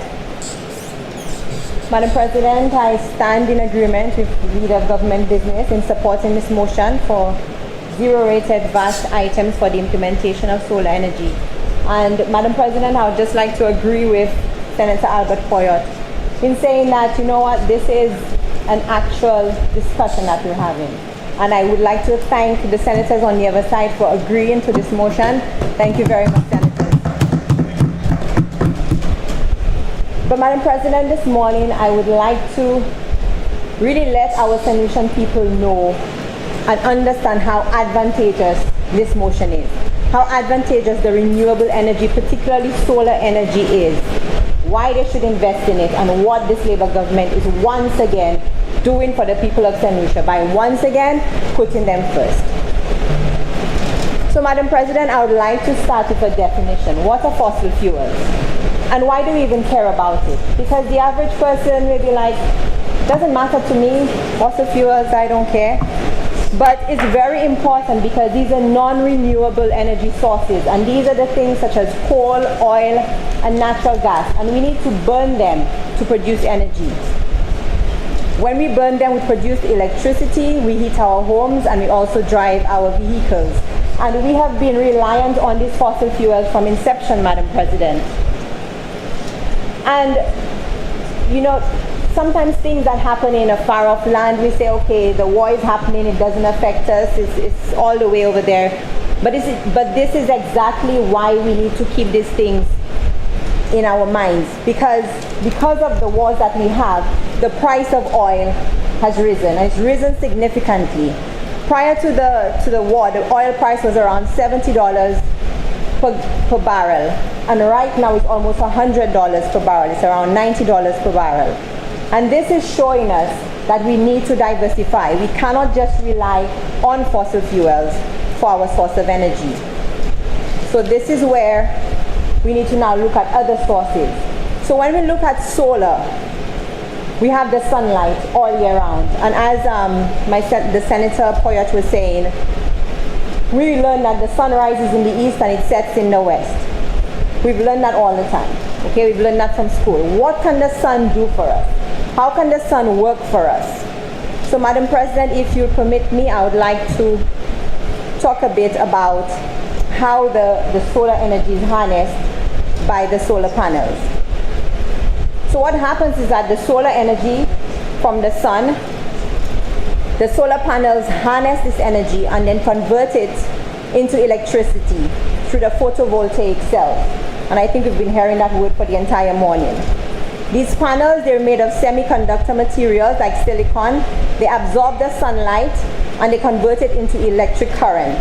And the process involves a photoelectric effect where the sunlight knocks electrons loose from the semiconductor, creating an electric field that forces the electrons to flow in a specific direction, generating electricity.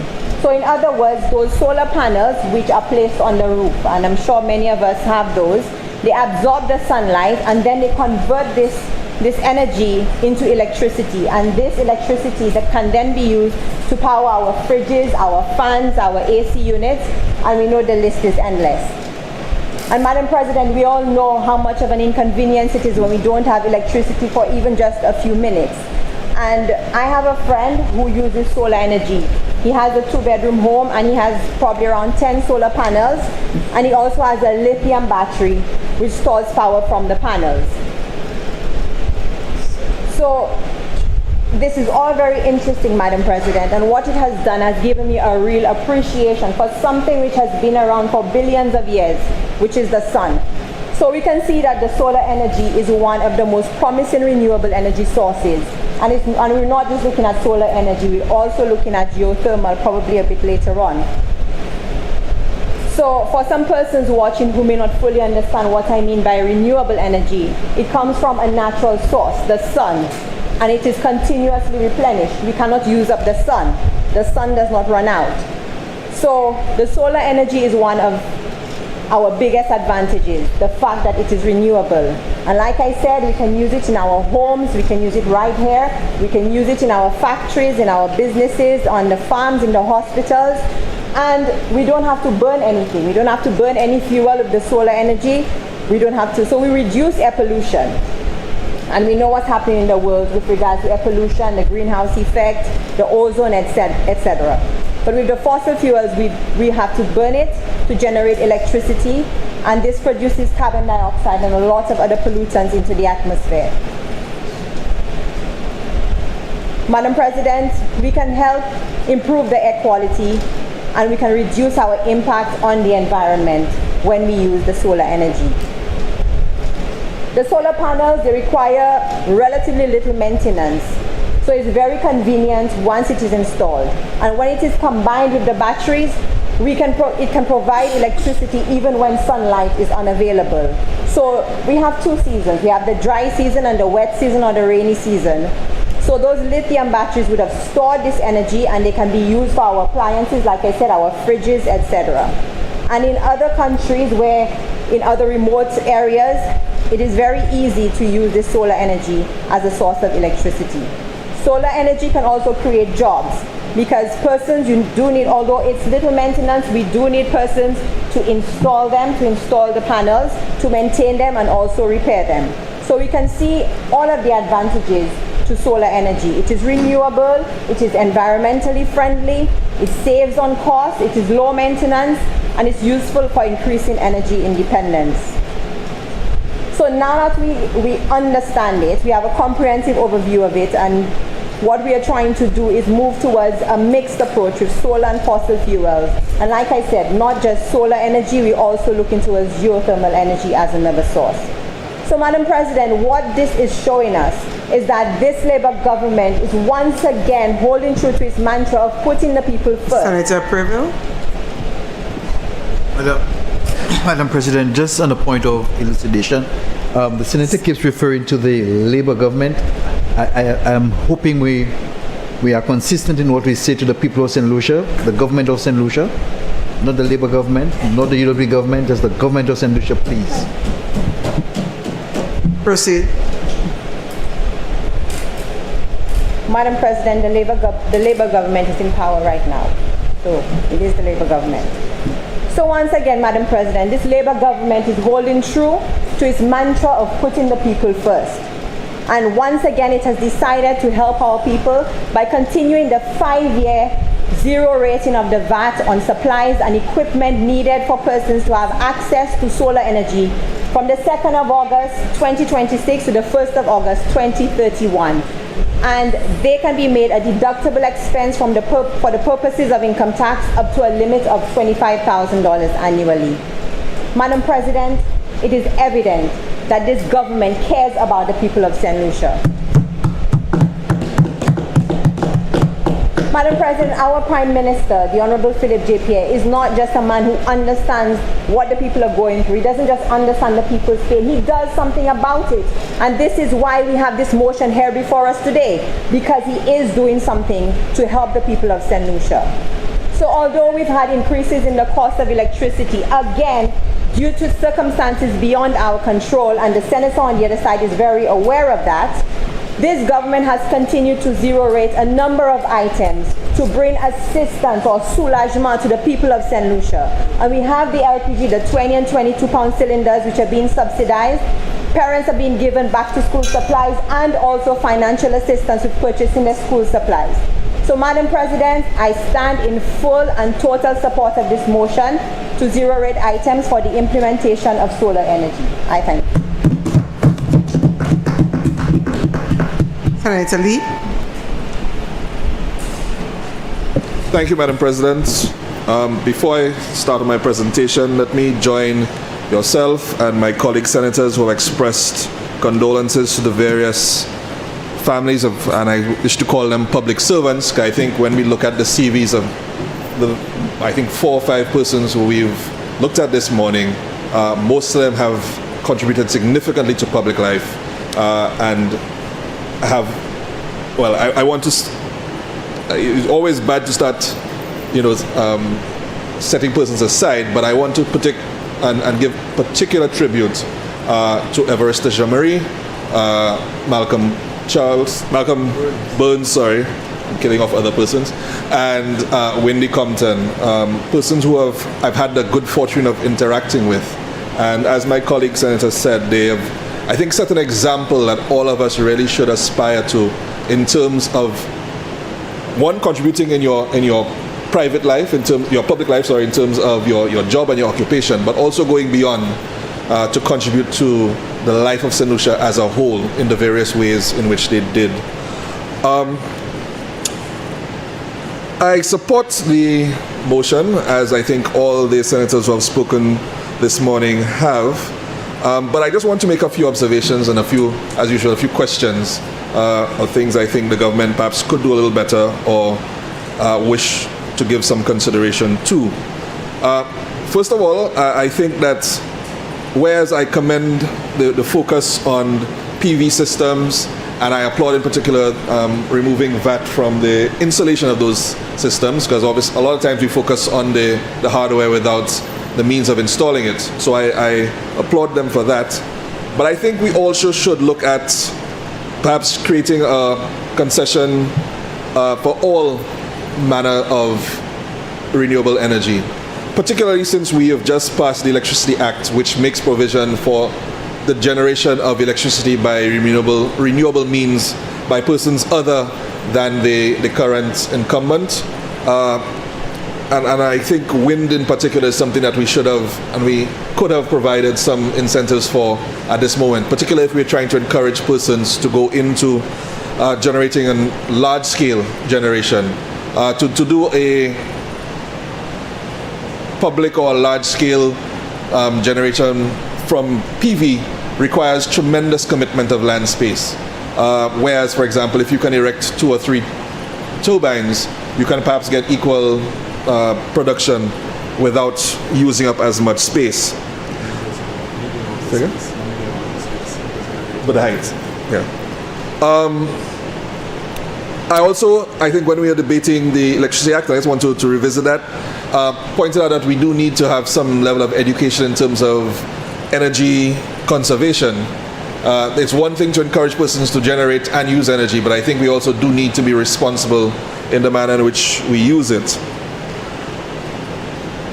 With new technology comes new challenges, and particularly I wish to flag for the government the issue of disposal. If we are encouraging persons to go into not just the PV systems but the battery storage, we need to make sure that we have adequate provisions for disposing of these batteries when they reach the end of their useful life, as well as firefighting. The lithium-ion technology that is used, although generally safe, when it does catch fire, can generate tremendous amounts of heat and does require specialized firefighting equipment. So when we're encouraging persons to go into the use of these technologies, I think we need to make sure that we are on the other side of the coin, providing for their safety and safe usage. And it did occur to me this morning that our Parliament building does not have a PV system on it. And so I wondered why, in fact, all government buildings don't have PV systems. No, it's not actually. I think if we were to consider because as far as I'm aware, government does not really require battery storage. Most of the persons are in government offices during the daylight hours, and that is when the majority of electricity is going to be consumed in government buildings. And so therefore, all they're really going to be paying for is the panels and the supports for the panels and the system to connect it into the grid, which comparatively speaking is relatively cheap. And therefore I think government could realize significant savings by doing so. I know they've had a number of pilot projects, but I believe by now we should be well past the stage of pilot projects with regard to the use and installation of PV systems in government buildings. And so I'd like to encourage the government as much as possible to install those systems on as many of the buildings as they have. And with that, Madam President, if you'll permit me, I did want to join you as well before I take my seat in expressing sympathy for our colleague Senator Farah Polius with the difficulties that she is experiencing now, and wish her all the best. Thank you, Madam President. Leader of Government Business. Madam President, as I stand to give the rebuttal to some of the contributions, I first would want to join with you and colleague senators in extending condolences to some of the individuals named who have passed, who have transitioned to another place, to their families. I knew Mr. Evarista Jean-Marie, who was a former senator and former vice president of our Senate. He was a man of sharp intellect and quick wit. He was a patriot, and I don't know too many people in our country who could stand as a patriot as he was. And it's sad that I have to be speaking of him in the past tense. He was a friend and colleague. He contributed to the Constitution Review Committee, of which I am the deputy chair. And of course, we know of a lot of the other work he has done serving our country, not only in service to country, but in service to, he was a man of great faith. He served his church, the Roman Catholic Church, in many capacities and in every field in our community. And he was a business leader who didn't seek just about himself, but it was always about St. Lucia and making this place that he was born to make it a better place and live it for the next generations. So we will certainly miss him dearly. And I want to send condolences to his family and very close friends. Of course, my friend Titus, Senator Preville, will remember some of our meetings together, and some of us who are enophiles, and that is enophiles as in the word starts spelling with O, and from good vintages. Also, Mr. Griffin Theodore served his country again with distinction, and I got to meet with him when, in my first time being a parliamentarian, when he was then a member of the board of the National Insurance Corporation. And even whilst he was kind of semi-retired, he made time to be in his home country, St. Lucia, to continue to be of service. But then I learned a lot more about him because, as an avid Calypso fan, I was present when he had this last, well, not the last outing, but it was a grand outing, albeit at the Folk Research Center, with some very close and avid Calypso followers. And when the process of documenting his work was done by one of our senators in here. Mr. Ember Charlton, a very avid and dedicated cultural activist. Windy Compton and his family, I know he was more than just a drummer and an artist, but he was also a very good public servant who served in the Ministry of Health. And a lot of the work done in maintaining the old Victoria Hospital and a lot of our healthcare services, Wendy would have served in doing a lot of the maintenance work and so on, as I remember in those days. And of course, Mr. Norman Charlemagne, I grew up as a little boy around Leclerc and Lance Road. It was one space, so we knew the families, and he served this country with distinction. And he was also a very great musician in St. Lucia in those days. And some of you who are not yet born, there used to be a place on the Morn called the Green Parrot Hotel. And he was a musician with the band, I think one of the lead vocalists and guitarist with Chef Harry's band, Tropical Stars.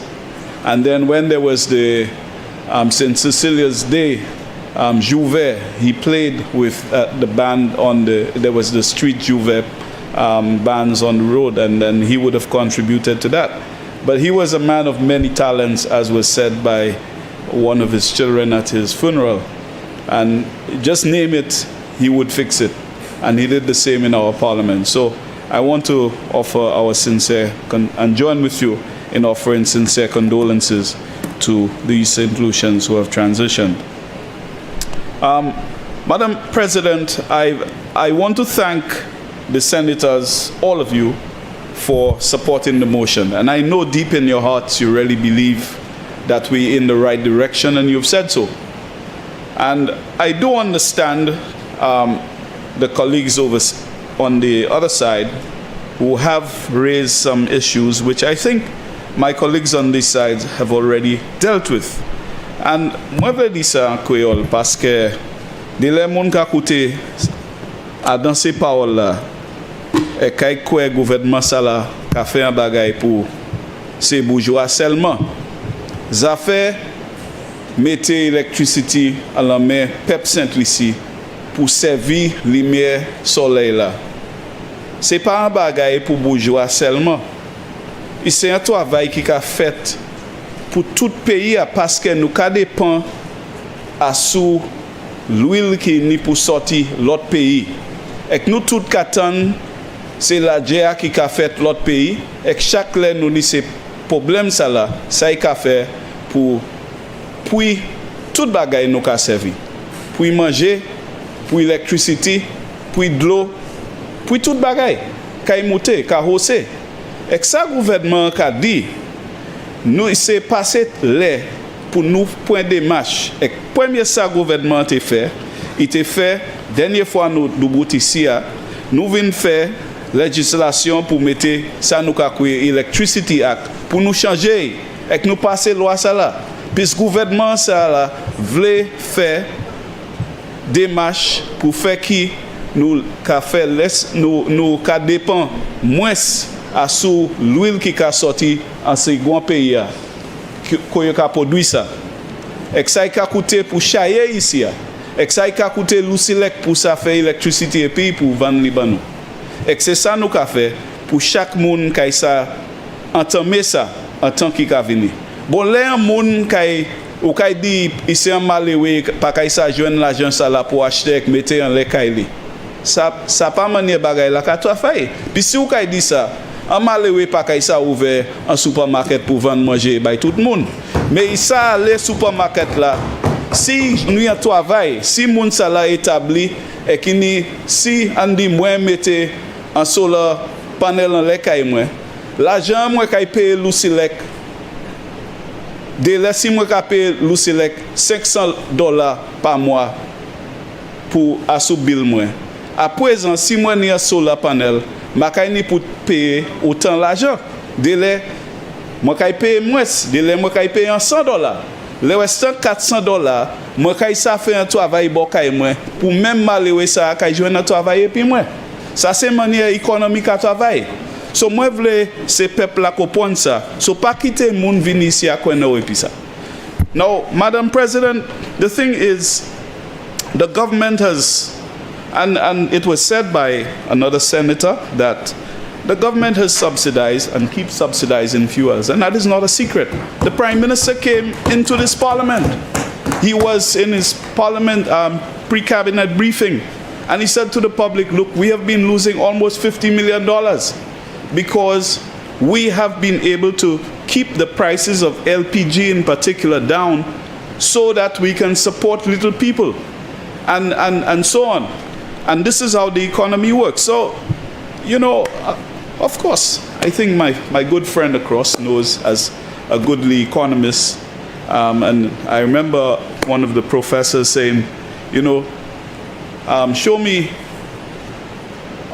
two-hand economists. Is it that way? Or one-hand economists? Because on the one hand, the government takes, and on the other hand, the government gives.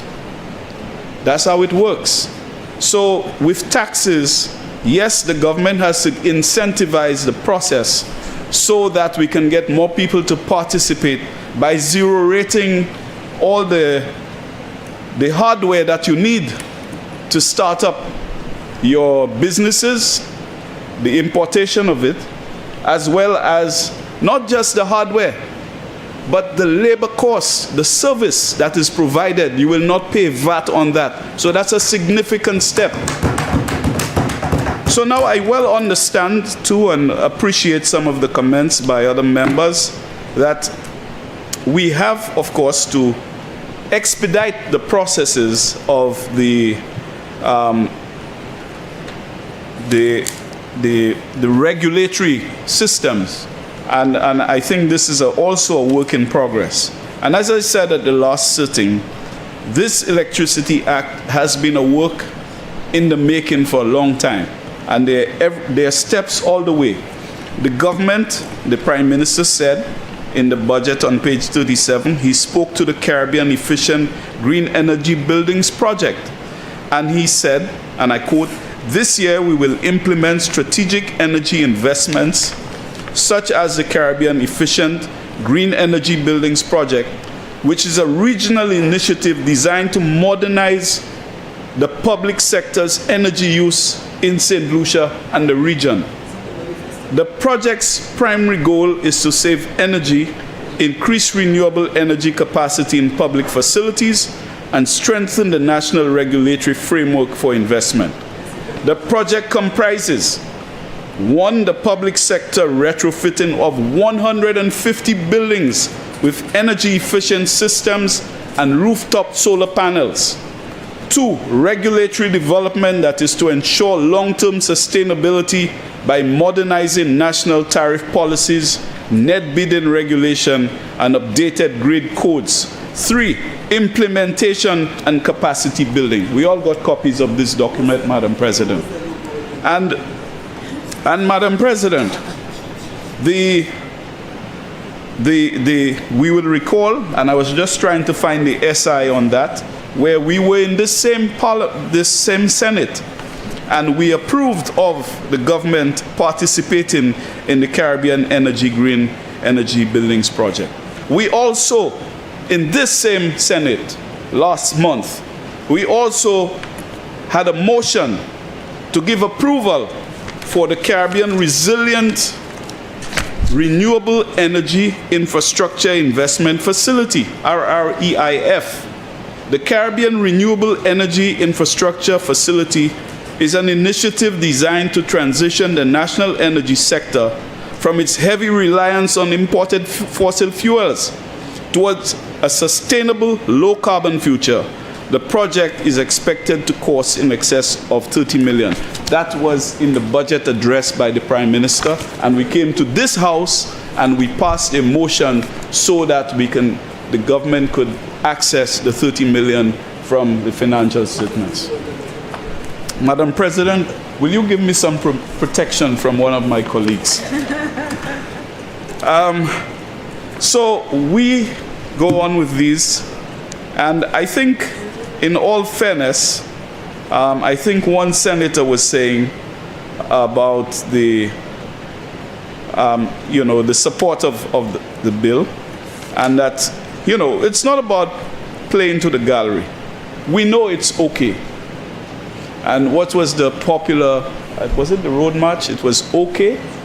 Yeah, so I will not sing the rest of it, but we know what it is about, Madam President, and it is a good place to be. You will remember, and I want to take you back a little bit when I think it was in the late 1990s, when the Labour administration, or the Kenny Anthony administration, if you will, had put in place incentives. You remember when we took showers and we had to sing in the shower? That became a thing of the past, and it wasn't just for rich people. Because if you pass on most rooftops, everybody who has built a new house, they're putting a solar water heater. It started there. So in like manner, we are continuing in the same direction. In the first instance, it's for 5 years, but we will continue. And I'm sure, as was said in this Senate, that some of these are first steps. They may be considered small steps, but as we go, we learn and we will be able to expand. And I'm sure that the state is paying attention to what is being said, and particularly for putting in the regulations to the Electricity Act so as to make a more conducive environment for participation by other providers. Madam President, I think this is a very good step that we have taken, and I want to thank all the senators, because all of you have said it is something good. And of course, some of us have to play the role, and we have to see whether the boss might send us back in here, and we have to say what we have to say. So we understand that. But we know and we appreciate that you said it's a good thing, and you support the motion. So I thank you, Madam President.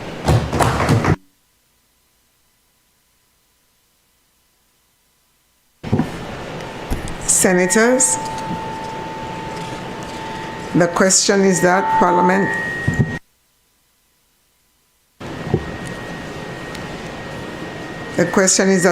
by affirmative resolution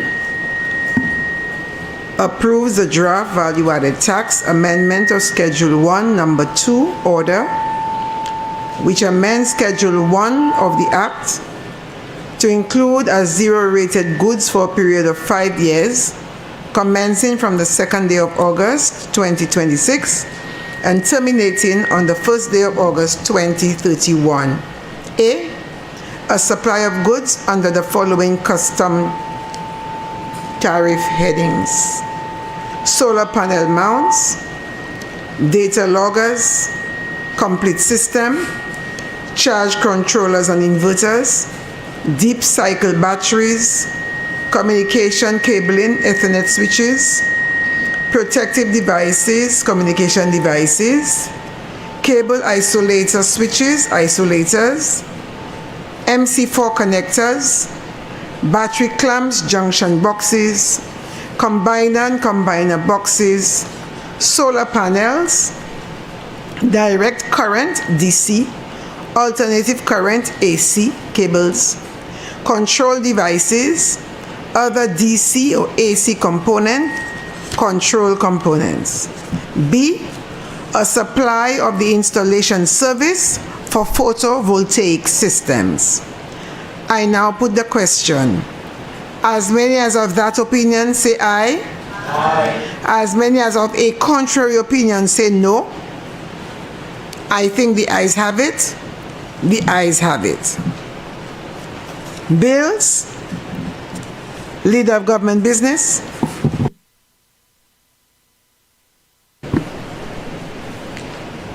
Madam President, I beg to present for first reading a bill shortly entitled Criminal Code Amendment. Criminal Code Amendment. Leader of Government Business.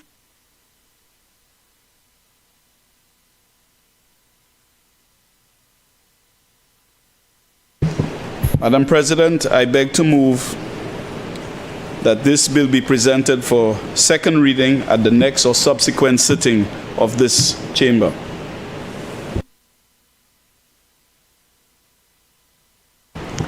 Leader of Government Business.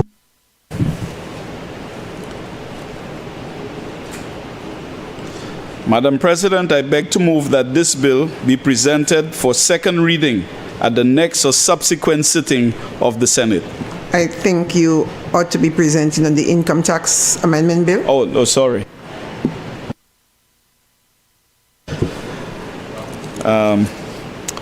Yes.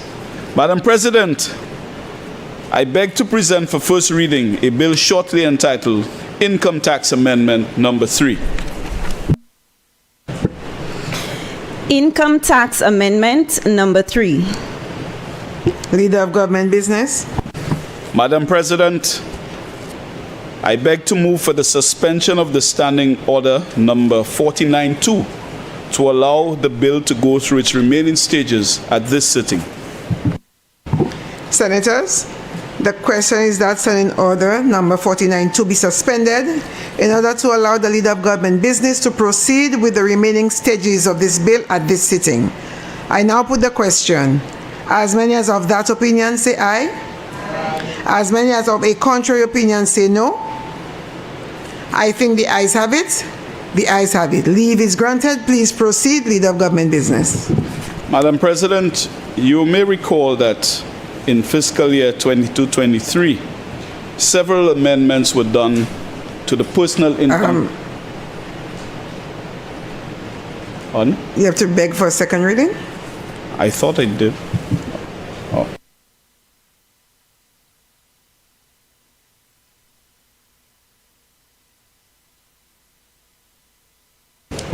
Madam President, I beg to present for second reading a bill shortly entitled Income Tax Amendment Number 3.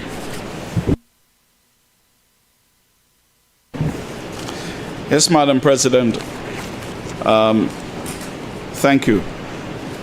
You may recall that in the fiscal year 2022-23, several amendments were done to the personal income tax system, including the introduction of a cap on the total value of deductions.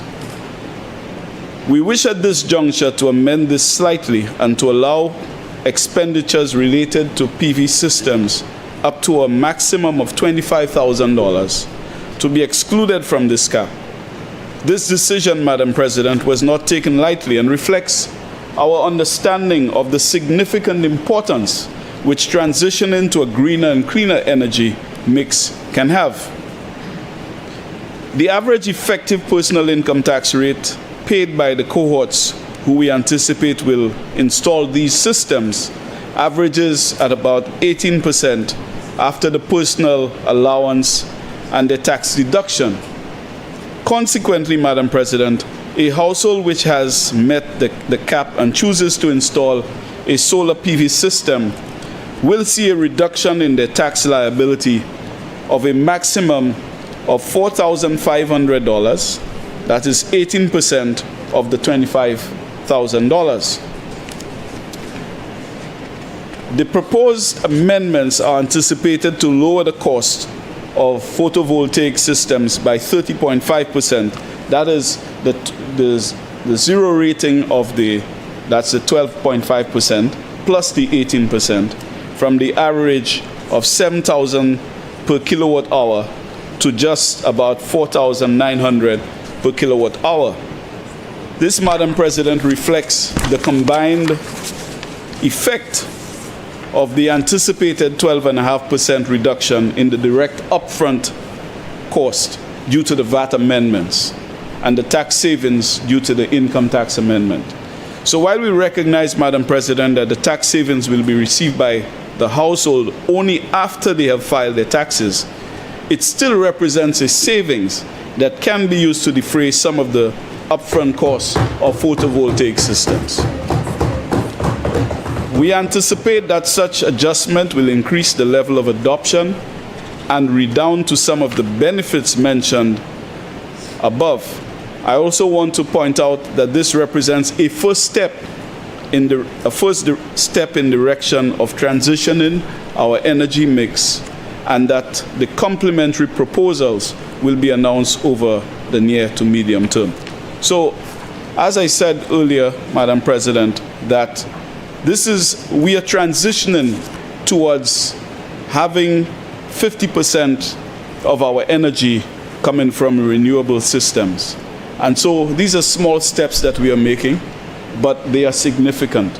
And as we have done in the motion previously, now we have moved to amend the Income Tax Act to to give a break to people who are going to purchase this equipment, and they can file it when they submit the tax returns. So, Madam President, these are all good steps, and it's for everybody. It's not restricted to only some people. It is for all. And so, Madam President, I trust that members of the Honorable House will give this policy measure their full support by giving favorable consideration to this bill.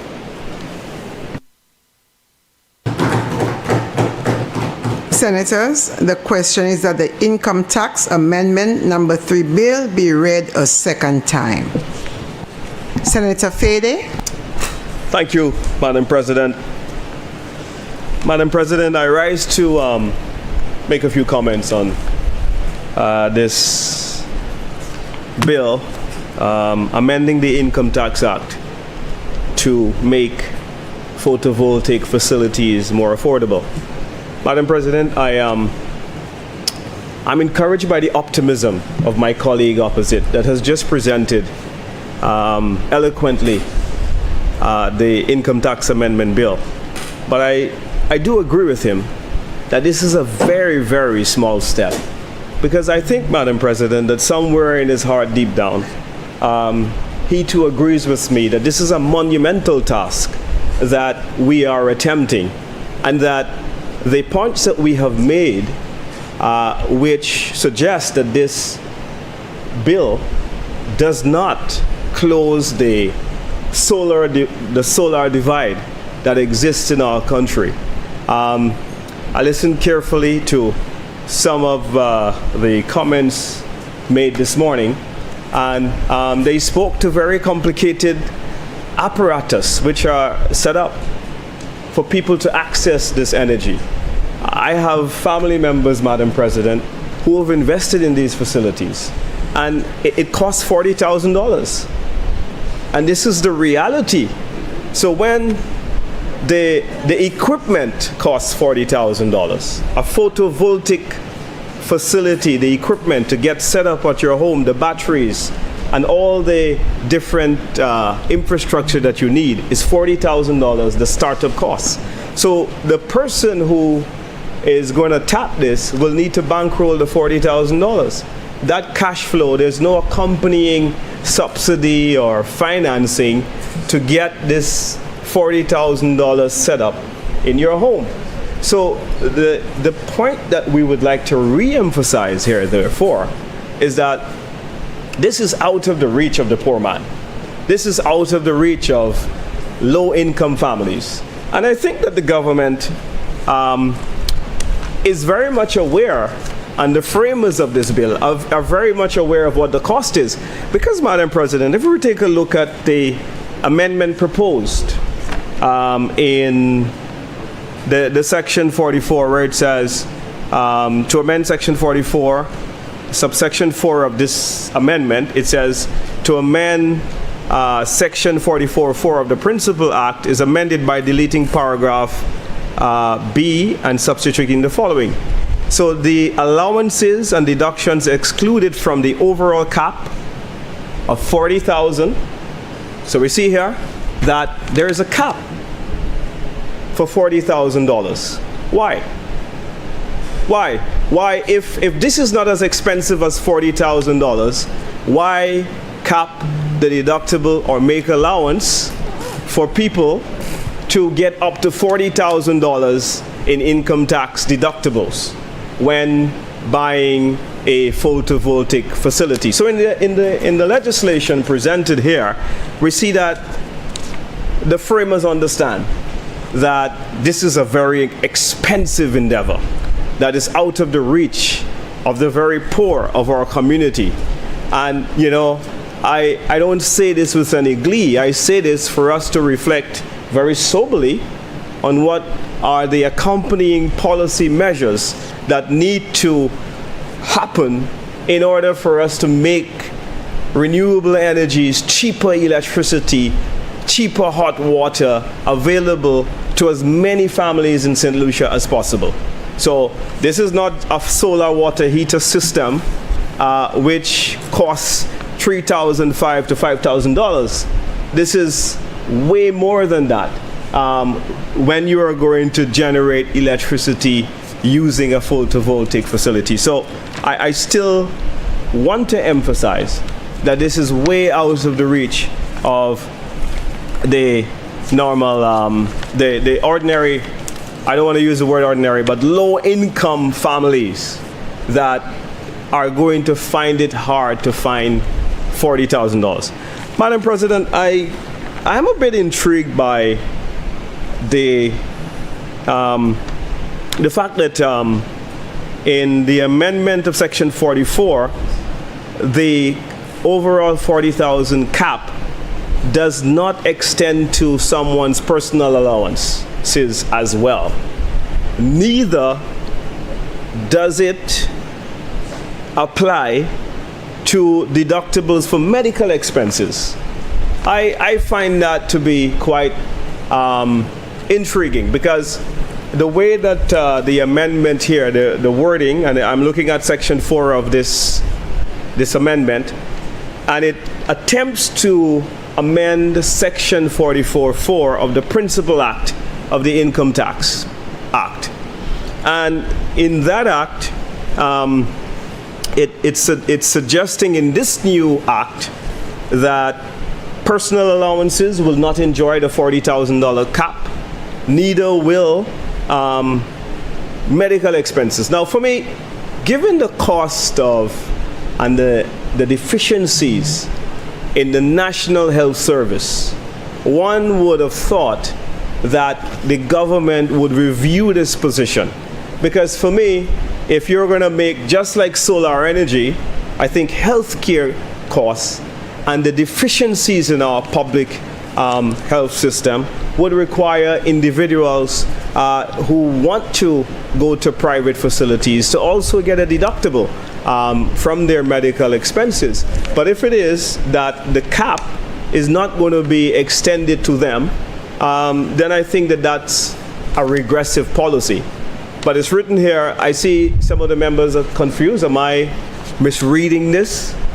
I mean, I would like some clarity, but it's saying here that the Principal Act is amended by deleting paragraph B and substituting the following: the allowances and deductions excluded from the overall cap of 40,000 are, in the case of the income years 2023 to 2025, the personal allowances and the deduction of the medical expenses. So how I interpret this is that medical expenses are not going to enjoy the $40,000 cap for solar energy. So Madam President, the motion that is presented here by the leader of government business, for me, it doesn't affect people on minimum wage. Someone on minimum wage can't afford to buy a photovoltaic system. It is outside the reach of those individuals. They don't pay any taxes anyway.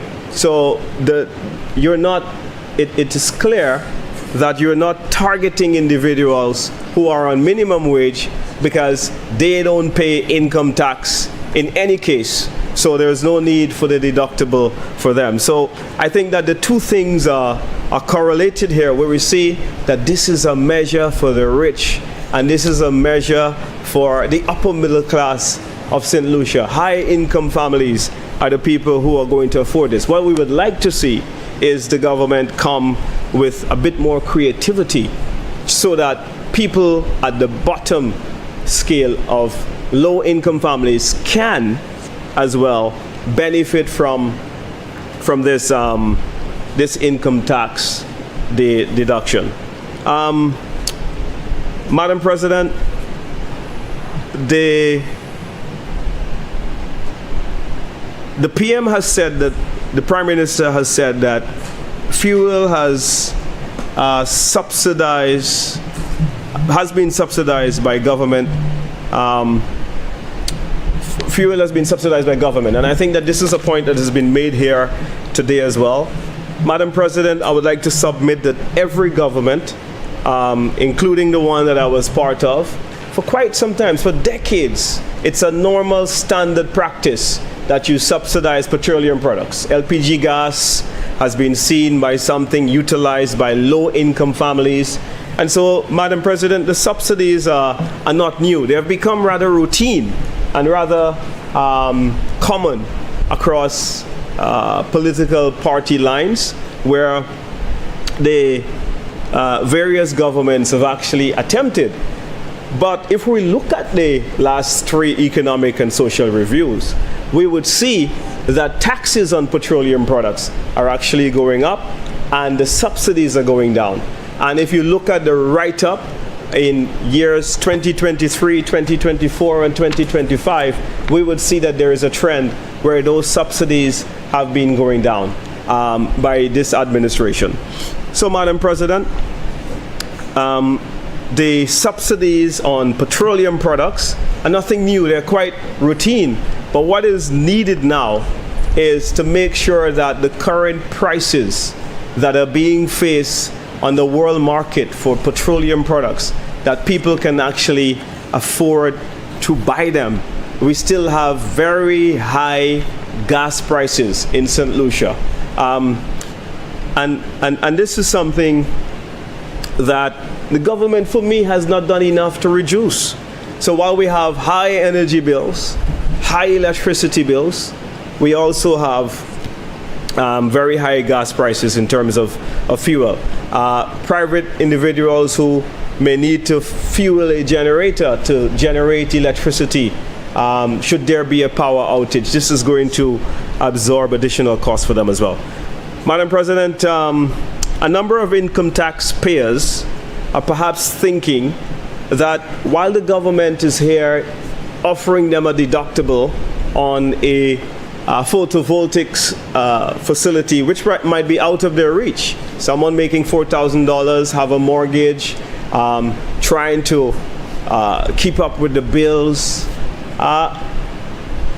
may not necessarily have the borrowing space to go and refinance their loans to get an additional $40,000 to pay for a photovoltaics facility. What they may really need instead, Madam President, under the Income Tax Act, is the government making good on its promise to amend the Income Tax Act to allow families to get their break, which the government said it would implement for families making $4,000 or less. So in the 2021 elections, the Labour Party said to the people of St. Lucia within 100 days that if you're making $4,000 or less, that you are going to get an income tax break. You will not have to pay any income tax. So that promise is outstanding. I was quite excited when I see that the government was coming and on the order paper we were amending the Income Tax Act. I thought that was finally the government was going to make good. Senator Ditterville? Yes, Madam. On a point of elucidation. Senator Fede, are you yielding? Okay. Thank you. Madam, I would like the Senator to explain something to me. I'm not sure that I'm understanding. He keeps on repeating that it would be a problem for citizens of this country to be able to access a solar system because it costs $40,000.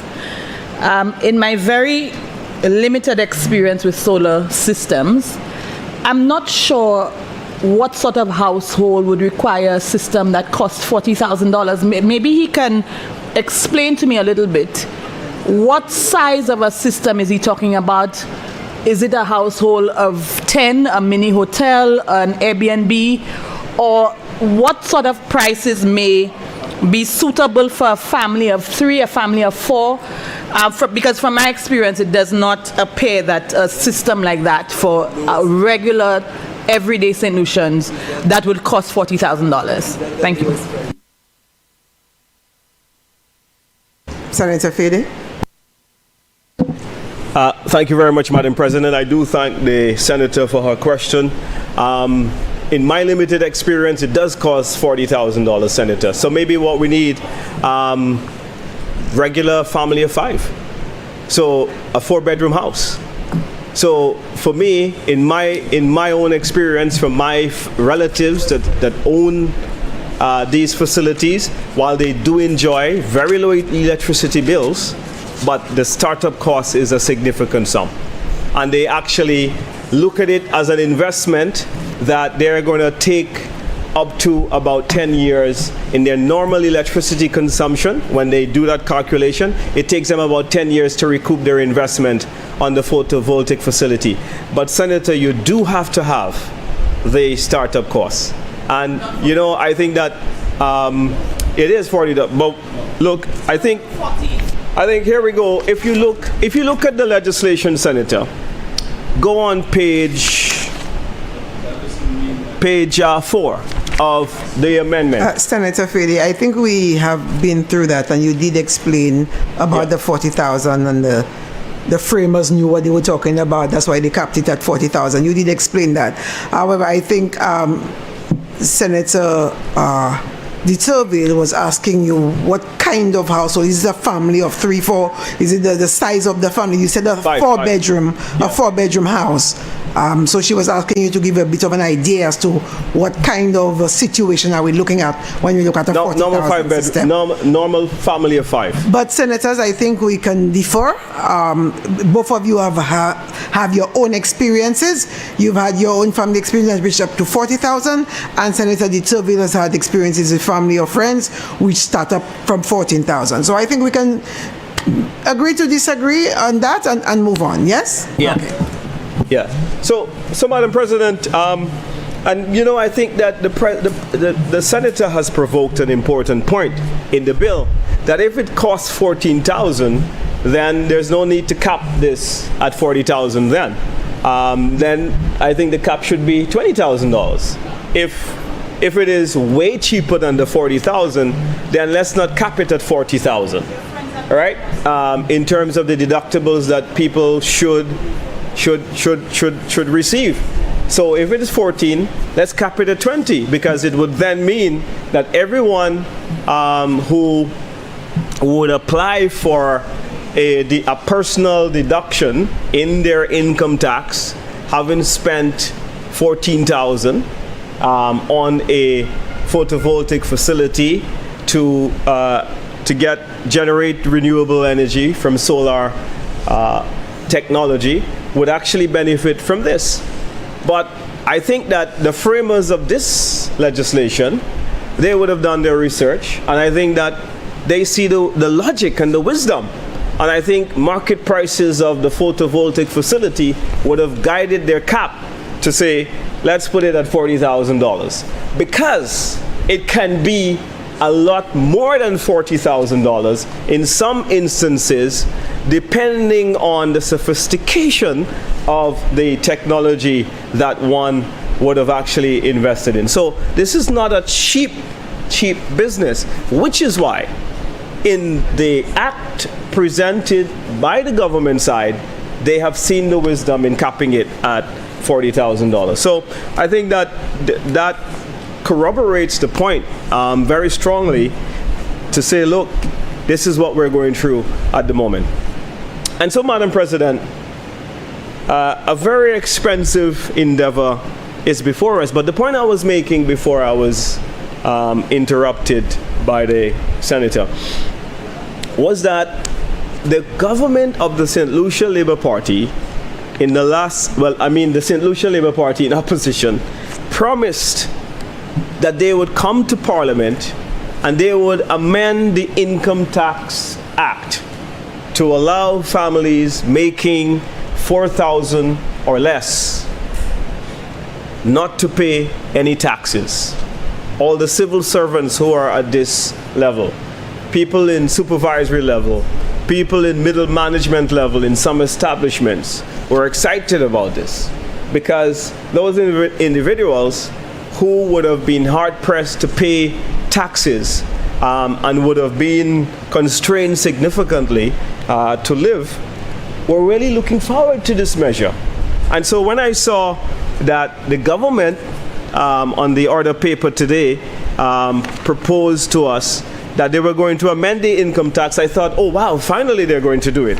But when I dug deeper, Madam President, I realized that the people who were made this promise back in 2021 will have to wait a little while longer for the government to make good on its promise. So, Madam President, I often ask myself, how successful small island states are going to be in this attempt to fully transition from fossil fuels into total renewables, given the geopolitical economy and the power that OPEC would hold, and the tendency by OPEC very oftentimes to, I would say, play games with the price of oil. And I think it's well articulated here today that we are not in control of the oil prices in the world. And for solar and renewable energies, whether it's wind, solar, or whatever else, for it to make sense economically, Madam President, the price of oil, of fossil fuel, has to be at a certain price. And we are not in control of that. And we have seen in recent history that any time the world takes a very serious step towards doing something fundamentally about pivoting away from this energy that is not good for the planet, that OPEC manipulates the price. And so I have often wondered, how do we overcome that? How do we overcome that reality with all that we're doing? Let's say OPEC decides that tomorrow the price of oil is going to be $20, which is within the grasp of a few powerful OPEC countries whose cost of production is $6 a barrel in the case of Saudi Arabia and some of the Gulf states that have very shallow wells. What do we do? How do we do it?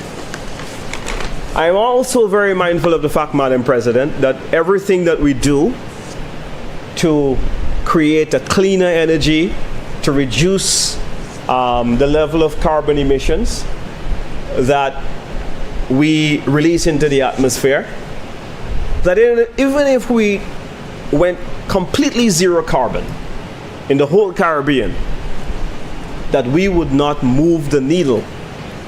We would not have a dent on what is required to really address the existential threat of climate change. And the reason I say that, Madam President, not as a criticism, but out of sympathy really for the government, because unless the United States, the EU, India, China come together and do something about their own carbon emissions, we will remain in the vulnerable place that we are. Even if we do everything that we can,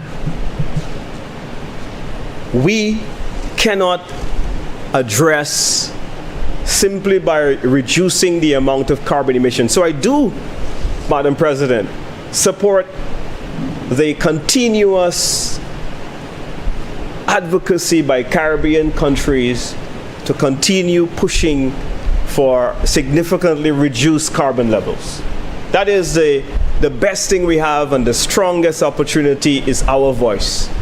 So I love it when we go to these COP meetings and our prime ministers and leaders and ministers of sustainable development and the environment, when they push for a stronger climate position. Yes, I do agree with that. But let us not kid ourselves that by going 100% carbon, that we can do anything to address or to reduce our own vulnerability. I am very proud of us that we're taking the initiative notwithstanding, and that we continue to set an example to the world. But, Madam President, in reality, even if we set an example, even if we push forward with our own renewable programs or national energy diversification programs, we continue to be at the mercy of the big carbon emitters that are constantly emitting excess carbon emissions, Madam President, and are affecting the ozone layer. And thus, Madam President, placing us even more on the front lines of the global climate change conversation that is happening. And so, Madam President, I agree with the intent, I will say, of what the government is trying to do, but I am also cautioned by the realities of what confronts us in this global situation. Madam President, I thank you. Senator Preble. Madam President, thank you very much, and let me thank Senator the Leader of Government Business for the presentation of this bill, which seeks to amend the Income Tax Act. Basically, Madam President, in my assessment of what we have here, the attempt here is to ensure that, as we had in the debate on the previous bill, it was a motion then, that we're looking to bring consistency with what is intended in the motion with what we're saying in the Income Tax Act. I take it that this is what this is really and truly about.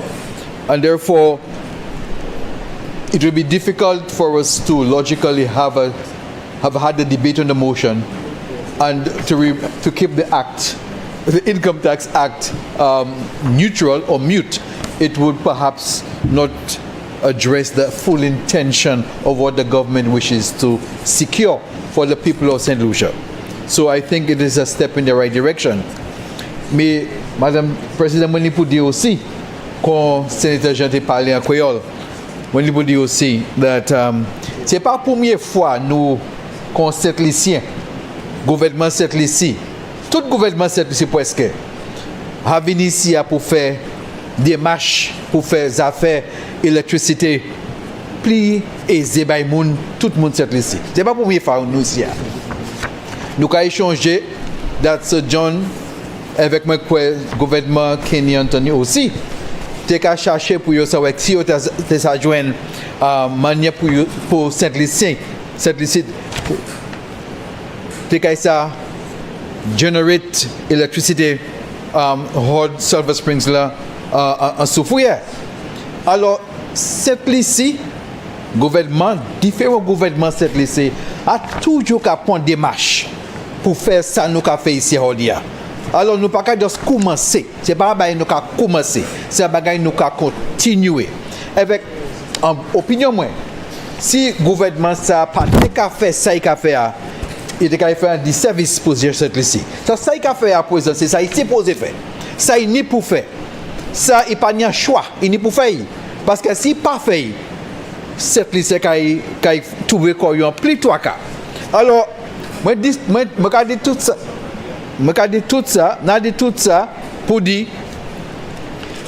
c'est pas rien qui a fait qui niveau. C'est pas rien qui a fait nous tous en cette ici pour qu'on catch it about. C'est pas rien qui a fait aujourd'hui nous tous pas dire c'est ça qui s'y posé qu'a fait. Alors moi pas Mwen pa kay kwe nou piason Lucia kay bat cherche yo ek di nou ka fe sa. Mwen pa kwe se sa nou about Lucia. Mwen kwe sa nou ka fe a se pon démarche qu'on y pour prendre démarche en l'intérêt toute cette ici. Madam President, I take the liberty to attempt to speak my Creole because it seems to me sometimes we forget that what we're doing here is important but not new. It's not new. It is continuing a path of development in a developing country. This is what we are, a developing country. And if we did not take those steps, we would only be moving backward. And in fact, the steps we are taking here is only trying to help us catch up.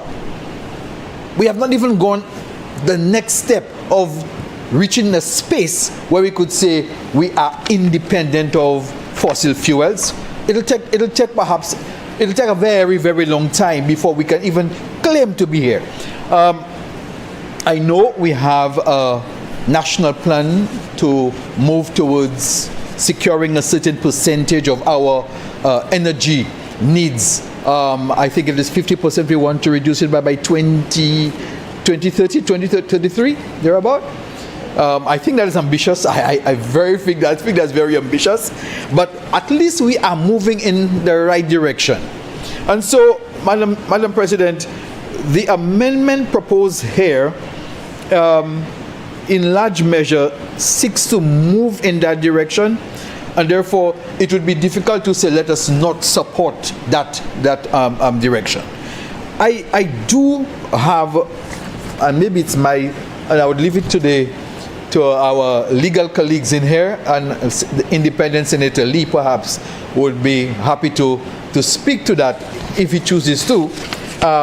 It's the way it's worded, and I want to have the right interpretation of it in the debate here, because we see section 44 is amended. Well, we have a number of amendments proposed in this to this Income Tax Act.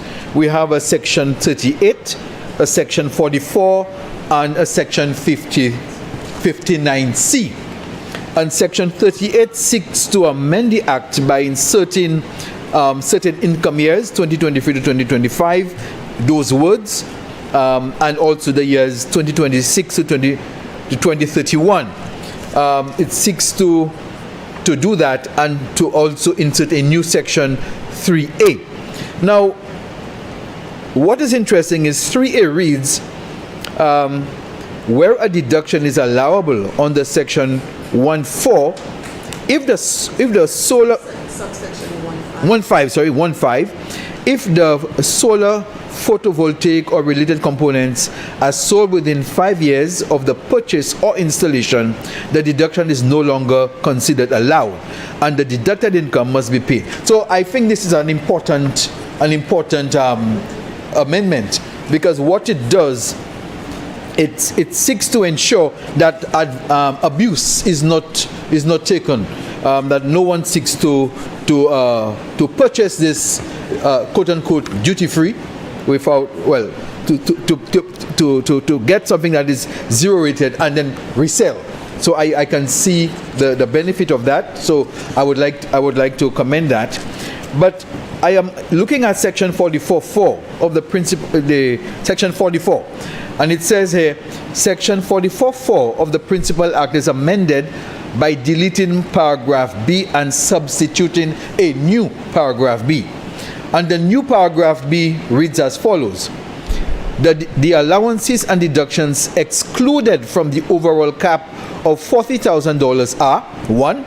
In the case of income years 2023 to 2025, A, the personal allowance, which would I think personal income tax allowance, and B, the deduction for medical expenses. And it goes on to a section 2, which says, in the case of income years 2023 to 2025 and 2026 to 2031, the expenses relating to the purchase and installation of solar photovoltaic systems or related components. Now, my reading of that says to me that in addition to the $40,000 cap we have, that we will get, the government is proposing for this act that there is some further benefits are proposed with respect to any expense on photovoltaic systems for the periods in question there, 2023 and to 2041. So I'm just 2023 to 2025 and 2026 to 2031. Yes. So I am thinking that, and I just want to be clear, and perhaps Leader of Government Business in your rebuttal, you may wish to speak to that for me, please, that, and the people of St. Lucia, that this proposal here is in addition to the $40,000 cap, and that is a benefit that will be provided in addition. So I just want to be clear that this is what is being proposed in this amendment here. And the observations raised by Senator Fede, I think, are also observations we need to pay attention to. In terms of access, I think the real issue here is who can really make meaningful access. It will perhaps not be everyone at the start, I would assume. Not everyone will be able to meet the upfront cost of a photovoltaic system. And we should be upfront with people and let them know that. We know the intention. We know what is intended, and that is welcome. But we must never leave anyone thinking that this is something that when you go tomorrow morning or the day after this bill, you'll be able to just up and the ordinary person up and purchase. That I am thinking that we should not give that impression either. We should be genuine in how we present this to the people. Thank you, Madam President, for your entertainment of my presentation. Senator Dr. Poyot. Yes, Madam President, I rise in support of the amendment to the Income Tax Act, which basically in colloquial language is giving persons who decided to buy and provide services for generating electricity or energy through the energy coming from the sun, they will have 2 bites at the cherry. Madam President, I say 2 bites at the cherry, meaning that when you purchase the items or you provide the services, you get it 0 rated, and then whatever you purchase, the cost will go towards part of your income tax exemption. So you are making an additional saving in the sense that you will not have to be, it will not be included as part of your taxable income. And I think that was explained very clearly by the Honorable Prime Minister when he spoke to this particular additional incentive. When I heard Senator Fede on the other side, and Senator De Turville did make an interjection there, he was giving the public the impression that to get this photovoltaic equipment is only at $40,000. And the people out there will believe, wow, it's only $40,000 and we cannot afford that. He never quoted any other range. And I find this is unfair to the general public. If we don't have that information, we keep it away. But don't give the impression that it had to be something like, and if we did not intervene, people would leave believing that unless you have $40,000, you will not be able to access that kind of service. And I see, Madam President, we have a Creole contest today. And everybody need to have a little try at the Creole. And I'm inviting Senator Fede to have his try too. Because we are kind of bilingual, we speak Creole and so on. So, il ka bode le pour faire Saint-Lucien savent qui ça qui ka discuter en house là ni en créole ni en anglais. Quoi tout le monde ka ça ko prendre ça gouvernement ka fait si en faveur yo et puis si pas en faveur yo. Et quand nous parler about soleil, chaleur ka sorti en soleil là nous ça servi pour produire électricité. Côté nous pas ni pour mener gaz avec diesel venir toutes les nous ça servi chaleur qui a sorti en soleil là pour pas ban nous courant. Et si nous servi ça, il a fait courant plus bon marché. Avec moi sénateur Fédé pas faire comme ça pas comprendre pièce.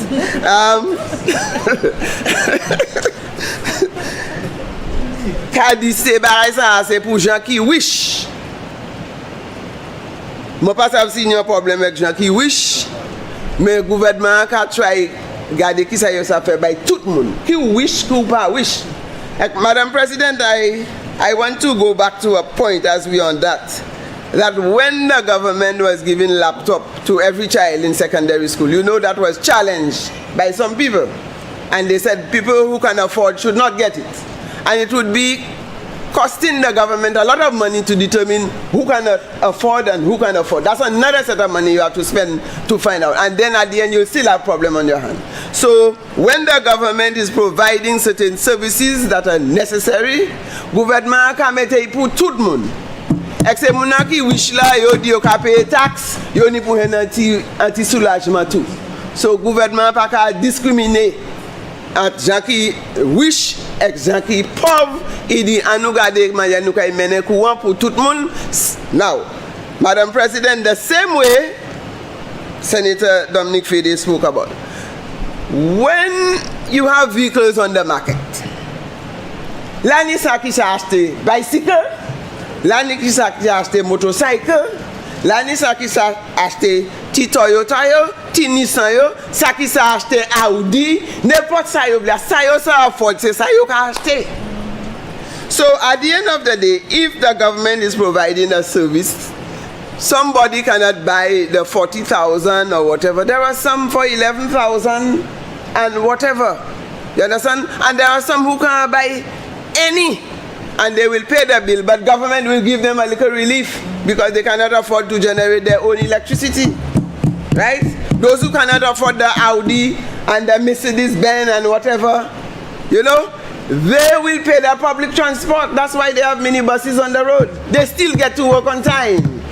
So we cater for all levels, all those who have to meet the demands and the services that they need. Government will try its best to reach as many people as possible. So do not give the impression that for you to access that service, unless you can buy the equipment to the tune of $40,000, you are out of it. Sapade, pa try faire pièce malice dans the house là. Dis la vérité pour tout le monde comprendre. C'est comme ça moi regarder, Madam President. And Madam President, there are areas in the tax when you do your tax return, and Senator Preville was asking the question.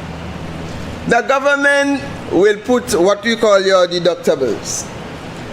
But when it comes to medical, you cannot put a cap on how much you have to pay for medical. You are exempted for medical. But there are some medicals that will go beyond that, and the government still makes provision for that. And that is why they put that contribution from the solar equipment beyond. Government say it is not in. If you have 40,000 and when you purchase this it goes beyond 40, it will be considered, and you have up to 25,000 for your photovoltaic equipment.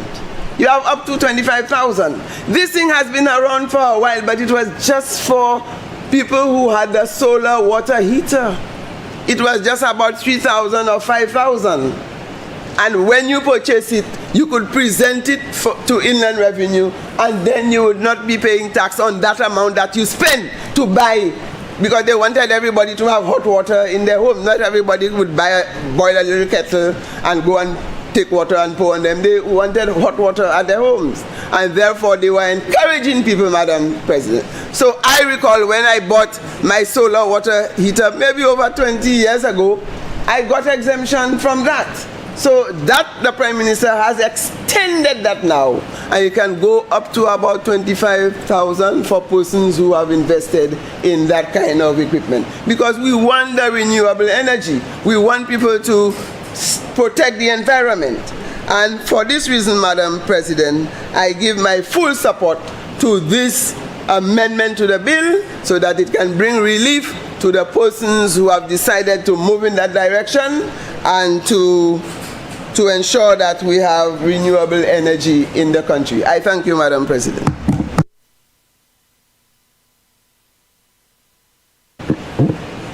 Senator Norbert. Thank you, Madam President. I rise to support the intent of this bill. I will be bringing up my concerns with the individual clauses in the document during the committee stage, as we go through to the committee stage. Just for clarification, Madam President, Standing Order 12 of the Standing Orders of the Senate, I'm just trying to figure out exactly which item we're on. I believe it's item number 14. Yes, that's where we are right now. We are dealing with bills. Okay. Yeah, because I did not hear when we went through questions, personal explanations, and so on. But okay, thank you for that, Madam President. So we're already on item number 14. Yes, introduction of bills. Okay, well, as we move to the committee stage, I will bring up my concerns with the individual clauses of the bill. Thank you, Madam President. Leader of Government Business. Thank you, Madam President. I think, again, most of the senators have risen to support this amendment, as we've seen the benefits to be derived, and in support of the motion that was passed previously. I know that my good friend Senator Fede has been the philosopher that he purports to be there, was asking some questions about whether, and I'm thinking what he's suggesting is whether we should go that route at all, because OPEC is dominant and so on. But the world is changing. And there are many countries who Madam President, were heavily dependent. Senator Fede. Yeah. Madam President, I rise on a point of order. Yes. And I'm very sorry for interrupting the member's presentation, but to suggest that I'm questioning whether we should go that route at all is misleading. I'm not saying that at all. I'm just saying that in going this route, we do have a lot of headwinds. Leader of Government Business. Thank you, Senator Fede, for confirming your support for the bill. So that clarifies it. But we must start from somewhere, and we are well aware of all the headwinds, but we can't sit and do nothing, because to do nothing, there's a cost for doing nothing. So we have taken action, and it has been a work in progress, and we're continuing on that path because we believe we're going in the right direction. And we are seeing some of the benefits of that by the numbers of entrants into the market. And again, it is because people are making the request. The government is listening to a lot of the other players in the market and seeing where we can give support for this to happen. So it's all good. Then you raise the matter about, which is a moot matter really, but just to remind you that in the previous administration, what the government had promised as far as taxes is concerned, the government had paid over $11.5 million in outstanding back pay to public servants. That was at March 2023. Over 8,000 St. Lucians received outstanding tax refunds. Personal income tax allowance raised from $18,000 to $30,000, an increase of over $5,000 monthly in disposable income to those earning above $25,000 annually. More than 10,000 citizens now pay no income tax. 15,000 workers have benefited from this reform, releasing over 12 to 14 million in extra disposable income. And we were in here where pensions are now tax-free. So the government has delivered on this, and you don't want me to wave this book, but I make no apologies, because this is what has brought the government into power. For it to be on this side, the government went to the people and said, these are the things we're going to do. And then the government published a document showing all the things that it had done. And on December 1st, they were returned because the people saw that the government had delivered. So there's no apologies to make for showing off the Labour Party manifesto in the House, Madam President. Now, this thing about $40,000, I have been liaising with a lot of professionals in the industry, and there are ranges. And I think the Act in itself makes allowances for domestic production, and I think the maximum on that is about 5 kilowatt hours. And it can go so that if you have a household and you doing for households, it doesn't matter how many family members in a household. It can cost about some $12,000 to $14,000. So I'm sure you understand what it is. For 5 kilowatt hour production, it's about 12. I'm telling you from industry experts, you can pay between $12,000 to $14,000, including installation cost. And then you're speaking, all of them come from China. So those don't go there, because all of it comes from China. And then if you're going to go for commercial, it is about between 25 and 35 kilowatt hours, and which is what is going to cost you up to $40,000. So it is misleading to tell the House that there's only one cost associated with that type of technology. It's not so. And you ought to know better than that, Senator. So I just wanted to make that clear. So I think, Madam Chair, Madam President, I think these matters, I think these are the major issues raised.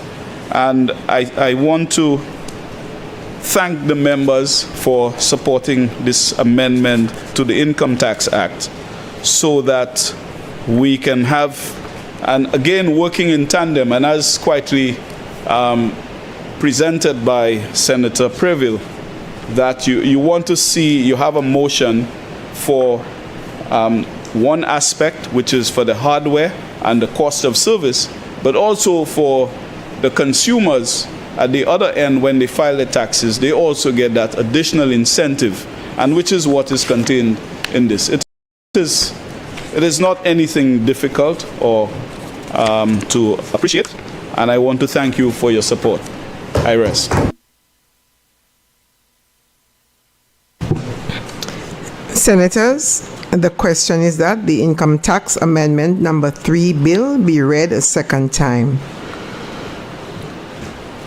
I now put the question. As many as of that opinion, say aye. Aye. As many as of a contrary opinion, say no. I think the ayes have it. The ayes have it. An act to amend the Income Tax Act, capped 15.02, and for related matters.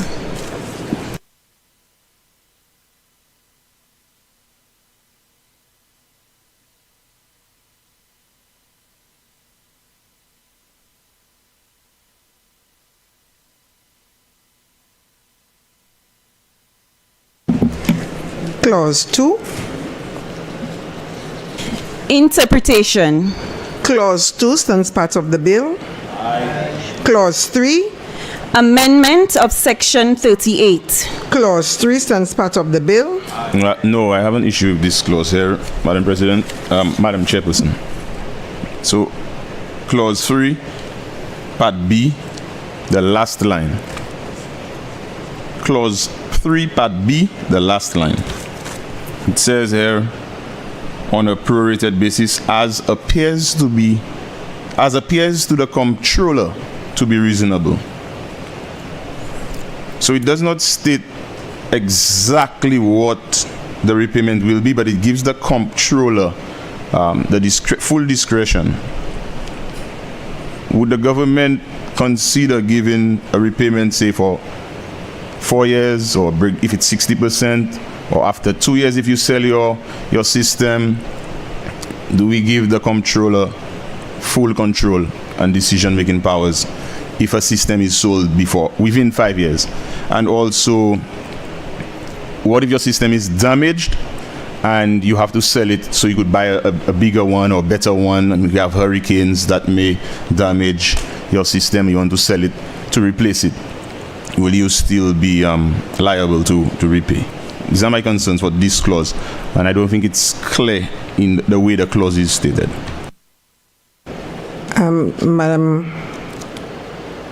Madam Clerk can guide me if I'm incorrect, but I think as it pertains to this money matters almost under the Constitution, Section 51 speaks that the 49 that the Senate does not have that authority to deal with any matters pertaining to finances. So it can be still recorded by the leader of government business, but for the power to change and make any alterations to what is here, that is beyond the power of the Senate. Yes. So we move on. Senator Preble? No, thank you. That's not what I was saying. Chair, I in the government to spend. Well, I remain guided by your and the clerk's interpretation. I thought the matter on money bills had to do with matters relating to the budget. Because this one, 48? Because Are you reading Section 48 of the Constitution? That's what she's referring to. Yes, 48 of the Constitution. Because I did not read this as a money matter, more of an administrative matter. How you administer, as opposed to. I'm not telling the government how to spend their money. Yeah, it's how you well, madam, we are guided. We are guided by you. It is just thought we wanted to. By revenue. 48A, proceed except the recommendation of the Governor General signified by a minister, neither the Senate nor the House shall A, proceed upon any bill, including any amendment to a bill, that in the opinion of the person presiding makes provision for any of the following purpose. 1, for the imposition of taxation or the alteration of taxation otherwise done by reduction. 2, for the imposition of any charge upon the consolidated fund, and you can read the rest of it. Okay, so this is what we're dealing with here now, taxation. For the imposition of taxation or the alteration of taxation otherwise done by reduction. But you're not seeking to impose or alter. You are altering. You're amending. This is what Senator Norbert was asking for, alterations. Okay, during the period of time, whether you want to extend it, etc., you want to amend. It has a financial implication. The Senate does, in as much as we don't discuss or debate money bills or the budget, the estimates, this pertains to finances of the government, and the Senate does not have that authority. It's not given that authority under the Constitution. Thank you, within the Madam standing President. orders. I just thought what this was doing was not altering the income tax at all. It was saying, because as it reads there, essentially what I interpret Senator Norbert to saying, as it is written there, it gives the controller almost limitless latitude to interpret how. Now that there are strengths to that. Because you depend on the controller to be competent. But his question was one of, should we not suggest there are different levels? So it is subjected to. So hence the reason I said that the leader of government business can take note of the suggestion being put forward by Senator Norbert. Okay, and it was a little bit confusing when Senator Norbert says he chose to make his presentations at committee stage, as opposed to doing it during the presentations where leader of government business could have noted whether he wanted to carry it on to the government. But at this stage, cannot be changed, but it can be noted by the leader of government business who may wish to communicate that to the government. So clause 3. Amendment of Section 38. Clause 3 stands part of the bill. Clause 4. Amendment of Section 44. Clause 4 stands part of the bill. No, not as it is, Madam President. I want to propose an amendment. I would like to submit the proposed amendment to the clerk.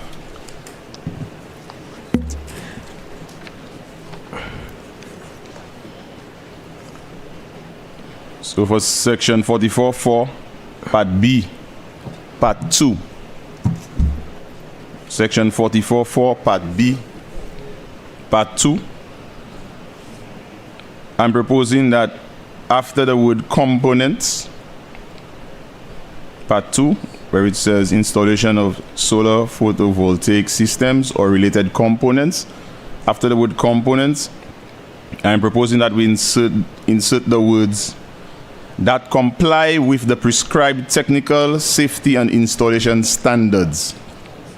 So we have to ensure that the components comply with the prescribed technical, safety, and installation standards.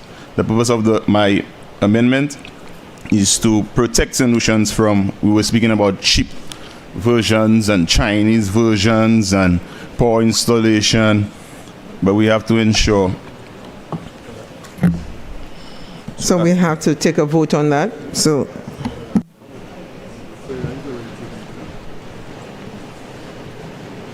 I need to. Sorry. I shall ask the leader of government business and the committee, would the changes be accepted or do you want to proceed?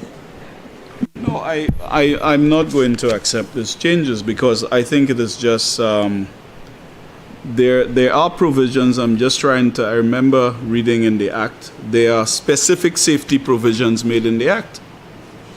In the Electricity Act. In the Electricity Act, So you couldn't just take anything and bring into the system. You have to get clearance. There's a Bureau of Standards and there are lots of provisions. I'm just trying to find the section of the Act to make reference to it. But there's a specific section that deals with safety. Because that's a very critical component even to get onto Lucilex grid. You couldn't just put a system anyhow. And there's inspection by the chief electrical engineer and so on. Senator Lee. Sorry, Madam Chair, if I... Senators, one at a time. Let's have some order. Senator Lee. The Electricity Act makes provision for a licensing regime for persons who are producing renewable energy, which requires that you apply to the NERC, your installation must be inspected and must be approved. So it's not a situation where you can just install anything you feel like. And just a general comment as well, all the solar systems for the most part come out of China. So the remarks that are being made, I don't know, I mean for political theater, but the majority of the systems come out of China. Yes, I agree. Thank you much for that intervention, Senators Deal and Leader of Government Business. But Madam Chair, I would like to say that we're not dealing with the installation, we're just dealing with the purchase. So if you purchase it, but Bureau of Standards will not see what I'm ordering online or what some companies ordering for me, but we still have to vote on it. It's not up to the... I have asked senators, are you prepared to accept the change or move on? But we haven't voted. But the question has to be asked. Senator, you do not tell the presiding officer what to do. Don't you ever? No, you are saying the question has to be asked. That is not your duty to do that. Okay? So I'm asking senators around the committee stage, are you accepting the change proposed by Senator Norbert or not? No. Okay.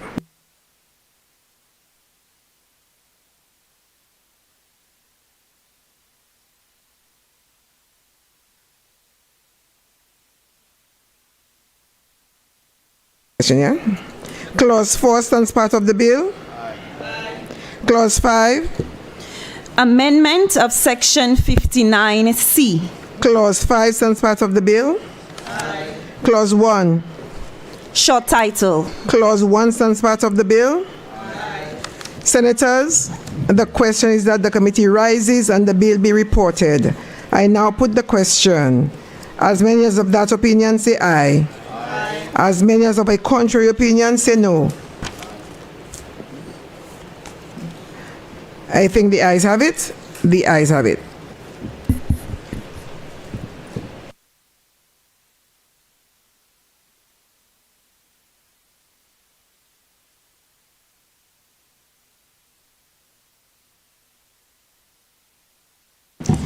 Senators, I beg to report that the Income Tax Amendment Number 3 bill went through committee stage without amendments. Leader of Government Business. Madam President, I move that the report of the committee be adopted and the bill be read a third time and passed. Senators, the question is that the report of the committee be adopted and that the Income Tax Amendment Number 3 bill be read a third time and passed. I now put the question. As many as of that opinion say aye. Aye. As many as of a contrary opinion say no. I think the ayes have it. The ayes have it. Be it enacted by the King's Most Excellent Majesty, by and with the advice and consent of the House of Assembly and the Senate of St. Lucia, and by the authority of the same as follows. This act may be cited as the Income Tax Amendment Number 3 Act 2026. Leader of Government Business. Madam President, I move that this sitting of the Senate be suspended until 3 p.m. 3:15. 1? 3:30. It's not 2:25. Until 3:15. Senators, Yep. the question is that the sitting of the Senate be suspended until 3:15. I now put the question. As many as of that opinion say aye. Aye. As many of a contrary opinion say no. I think the ayes have it. The ayes have it. Sitting suspended.